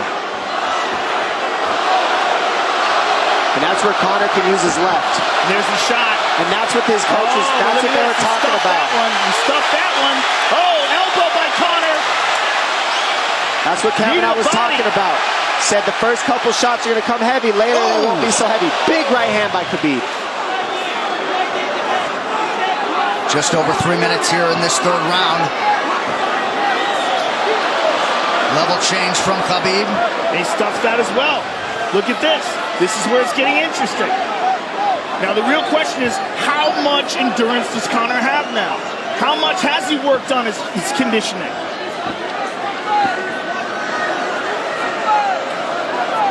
And how do you prepare for a guy like Nurmagomedov? Nice knee to the body by Conor. Those knees to the body will add up, and so will the punches and the kick teeps. Oh, uppercut.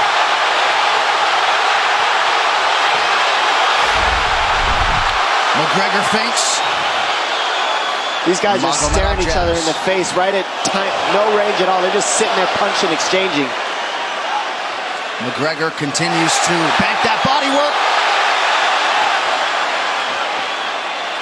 Seeing Khabib standing right in front of Conor like this is crazy. I don't understand why he doesn't shoot, why he doesn't mix it up. Oh, he clipped him the left hand. Oh! He slapped him. He slapped him on that one. Front kick to the body by Conor. He's pawing with that punch. He's having a hard time getting that snap back.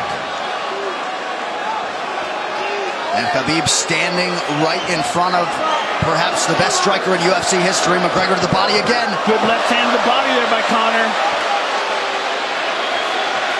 Another good knee.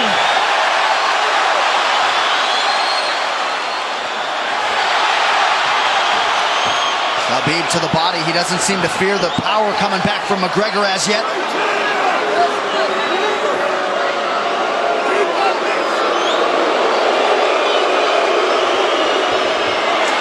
Trip by Nurmagomedov gets McGregor down briefly. Back up to his feet though. Very interesting.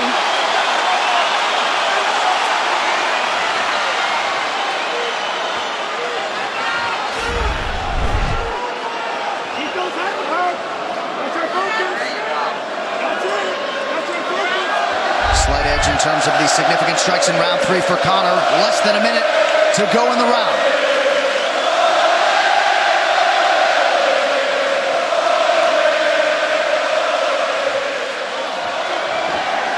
And you see how Conor's collecting the left arm of Khabib. That stops him from being able to connect his hands, and he can't double off or grab a single leg.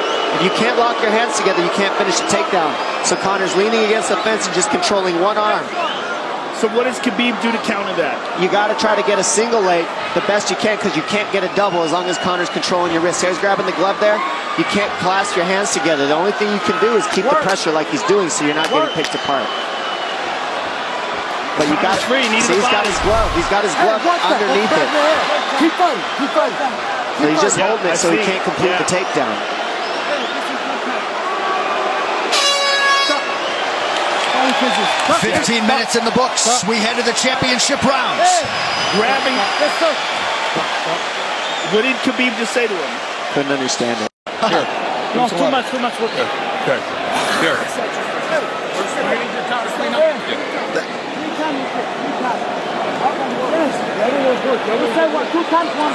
Hey, he shouldn't be talking. I want him to put his mouth.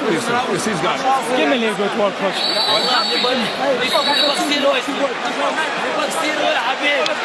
Khabib there protesting to the referee, Herb Dean, that 3 times Conor McGregor has held the glove. The championship rounds, ladies and gentlemen. Here we go. And Khabib, if you've watched his career, you know he's not in his element unless he is jabbing and talking to whomever. The referee, his opponent, round 4. Watch the counter left hand of Conor. It's what he's been setting up. He's waiting for the right hand of Khabib. Oh, Conor looks very good coming out for this 4th round. I swear, I think this is when he was looking to try to get him, wait for Khabib to get a little tired on the takedowns and look to knock him out later. You would think it'd be the other way around though. Second time for both of these fighters to have seen a 4th round in their careers. That jabbing front kick to the body. He used that fantastically against Chad Mendes, and he's using it here again tonight. There it is again. He's so worried about the power in his hands that sometimes you forget about his legs.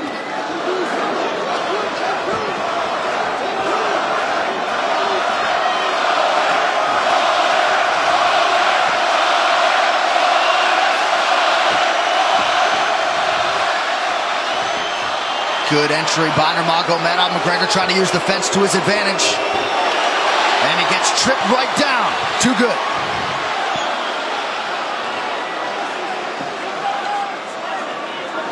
He does such a good job of using his legs to wrap up your legs. But Conor's back up to his feet almost. And this is where Khabib really starts to get ahead from this position. Once he gets here, he doesn't let go of that grip. And he goes back and forth between the double and he wears you out by putting all that pressure on your arms like that. Makes you carry his weight up against the fence. He's done this time and time again, and when you try to stand up without hand control, he throws you. Another warning from Herb Dean for a fence grab there. His grappling is just one step ahead. Just tremendous control on the ground. 4 of 7 on the takedowns for Nurmagomedov. But it's what he does with them. 2 minutes have gone by here in round 4. Got an arm triangle almost, but Conor got weaseled his other arm in there. It's in there, but it's still the fact that he can pin the head against the arm is just it's a big part of securing that. If he can control that, now he stepped the arm over, but now Conor regained that arm. The one thing Conor has done is stayed pretty safe. He's just getting controlled very badly is the only difference. Good hip escape there by Conor. Needs to keep going if he has the energy. But again, Khabib uses those legs to tie his legs up. I mean, it's a big part of his grappling. It's not just grappling with his arms, but utilizing his legs for control. Big left hands from Nurmagomedov. Again, full mount, back mount. There's the choke. He's got it, it's under the neck. There it is. Nope, it's on the chin. There's the tap. Still undisputed. Khabib Nurmagomedov has finished Conor McGregor tonight. Look at him. Look at him screaming at the corner. He's screaming at Dylan Dennis, Conor McGregor's jiu-jitsu coach. Look at him. Oh, and now Khabib jumps the fence. No. Whoa! And he's going right at Dylan Dennis. Mayhem! Oh, no. Total chaos here. It looks like UFC security has corralled Khabib Nurmagomedov. Well, Khabib wasn't kidding when he said no handshake after the fight. Oh! And now one of Nurmagomedov's teammates throws a right hand at Conor. All hell has broken loose. This is crazy.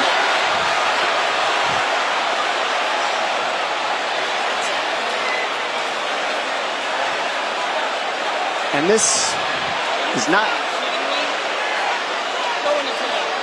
Well, this is not something we're going to like, nothing we're going to condone. It's not something we want to promote. This is not professionalism, but it is the fight game to an extent. This is horrible. It can get nasty. This is the nastiest I've ever seen. Yeah, this is not how you want it to be in this sport. This is not how we want to represent ourselves. Jumping out of the octagon like that and attacking someone in the crowd. And I think... I mean, that is so stupid and so unnecessary and so foolish. After such a spectacular victory. And one of Khabib's teammates, I believe, Zubair Tukhugov, landed a right-hand flush on Conor McGregor in there. This is going to stain an incredible performance for Khabib Nurmagomedov and out of character for him, too. Yeah, this is not the way you want to represent the sport here.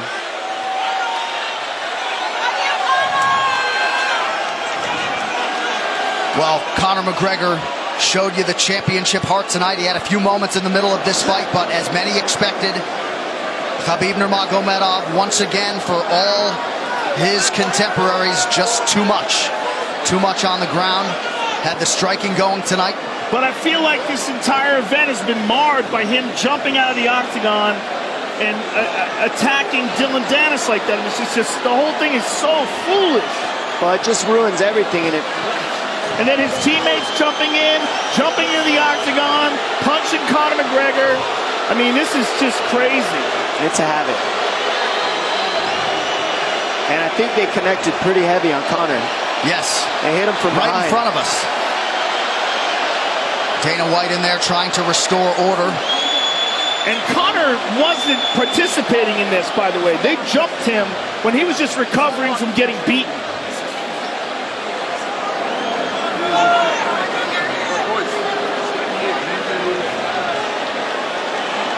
Well, hopefully the worst of this is behind us, but drinks are starting to fly a little bit in here. And Khabib is back inside the octagon now. How do we let these people back in here? Why don't we just separate them? I mean...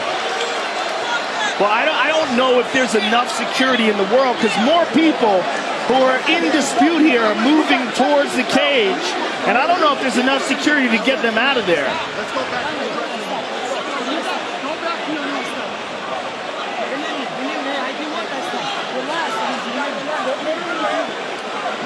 Khabib perhaps trying to explain himself here to Dana. Yeah, you don't want to be anywhere near the press conference after this.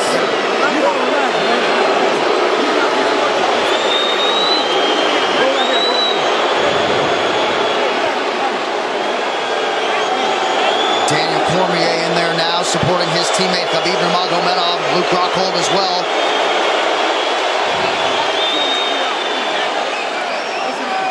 But one thing that is undisputed about Conor McGregor is that he is honorable in defeat, Joe, respectful in defeat, and he did not deserve that right hand, the wayward right hand from a teammate inside the octagon after losing a mixed martial arts fight.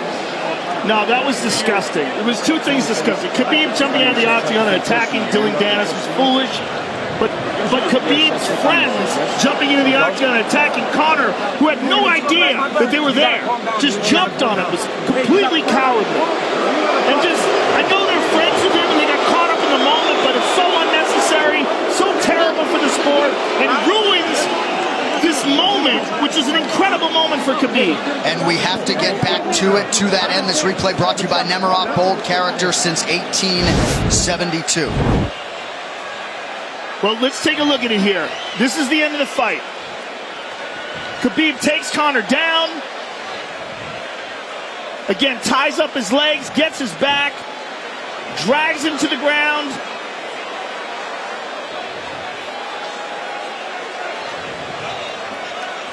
Got his back, got his neck, got under the neck, was cranking his neck. It was really more of a neck crank than it was even a choke. If you look at it, he's not even under the chin. And Conor forced to tap.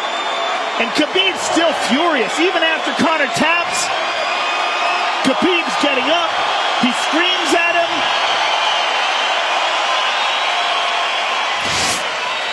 I mean, this is awful. Incredible performance by Khabib. But then to have this afterwards is just so disappointing. Well, and Khabib is such a calculated, well-thought individual that it's going to be interesting to hear from him as to why he exploded in such fashion. He's asking where his belt is now. Mick Maynard, our matchmaker, holding on to the gold, but... You know, and this is not going to end here. This is what's unfortunate. This is going to spill out onto the streets. There's a lot of Russian fans. There's a lot of Irish fans. A lot of alcohol. There's a lot of booze and a lot of chaos. The big picture of this whole thing is you're a champion and you got to carry yourself as one. And now everybody who follows you is going to be instigated by this as well. So yeah, you're right, Joe. There's going to be fights everywhere tonight. Just when you thought maybe you had seen it all. An amazing night of mixed martial arts competition, somewhat marred here late by the fight after the fight. Dana White's in front of us right now, just disgusted by the whole thing.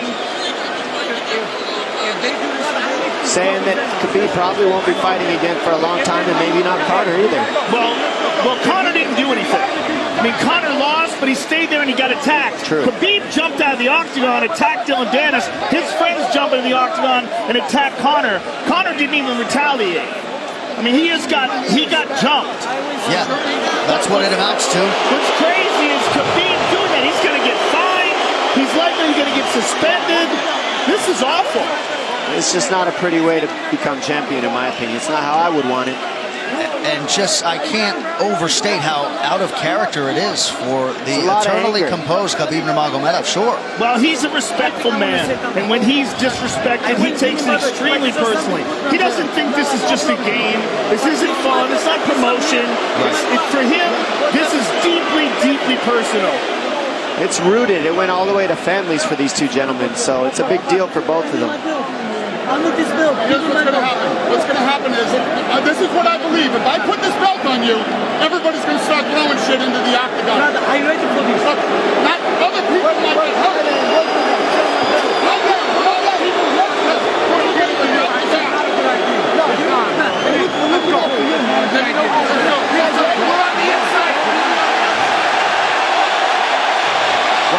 So they're going to usher pressure. Khabib Nurmagomedov out of the octagon. And Dana White said he wasn't going to put Khabib's belt on him.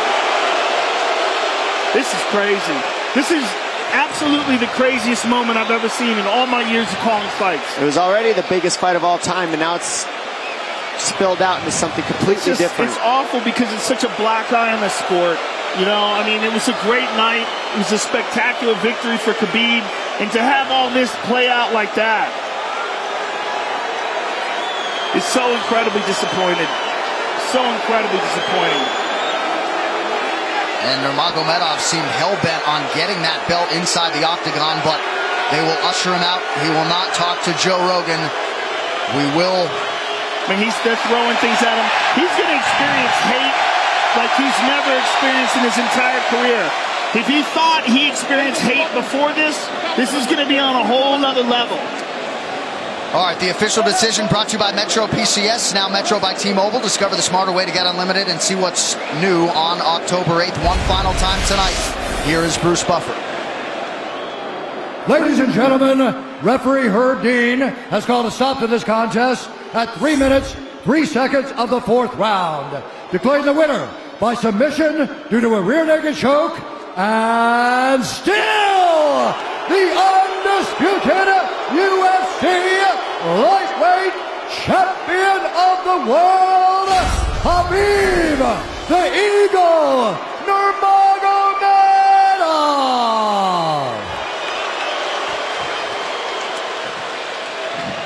EA Sports UFC 3, get up to 50% off, including exclusive in-game content with the new limited-time UFC 3 Notorious Edition available on Xbox One and PS4 until October 16th. It's so weird to watch them run a commercial now. Yeah, it really is, isn't it? It's so surreal. I'm just glad we didn't send you in there, my man. Yeah, I know, right? I would have got run over. I know you kick hard, but... Please. I would have got run over. What would have been your technique of choice? Running. Running, jumping over the cage.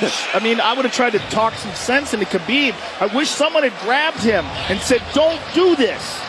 Just don't do this. I mean, I can't believe we needed more security. We had more security here than I've ever seen in any fight ever before. Everybody anticipated this was going to be a hot moment where there's going to be a lot of tension. But to have this play out the way it played out is just, it's so disappointing.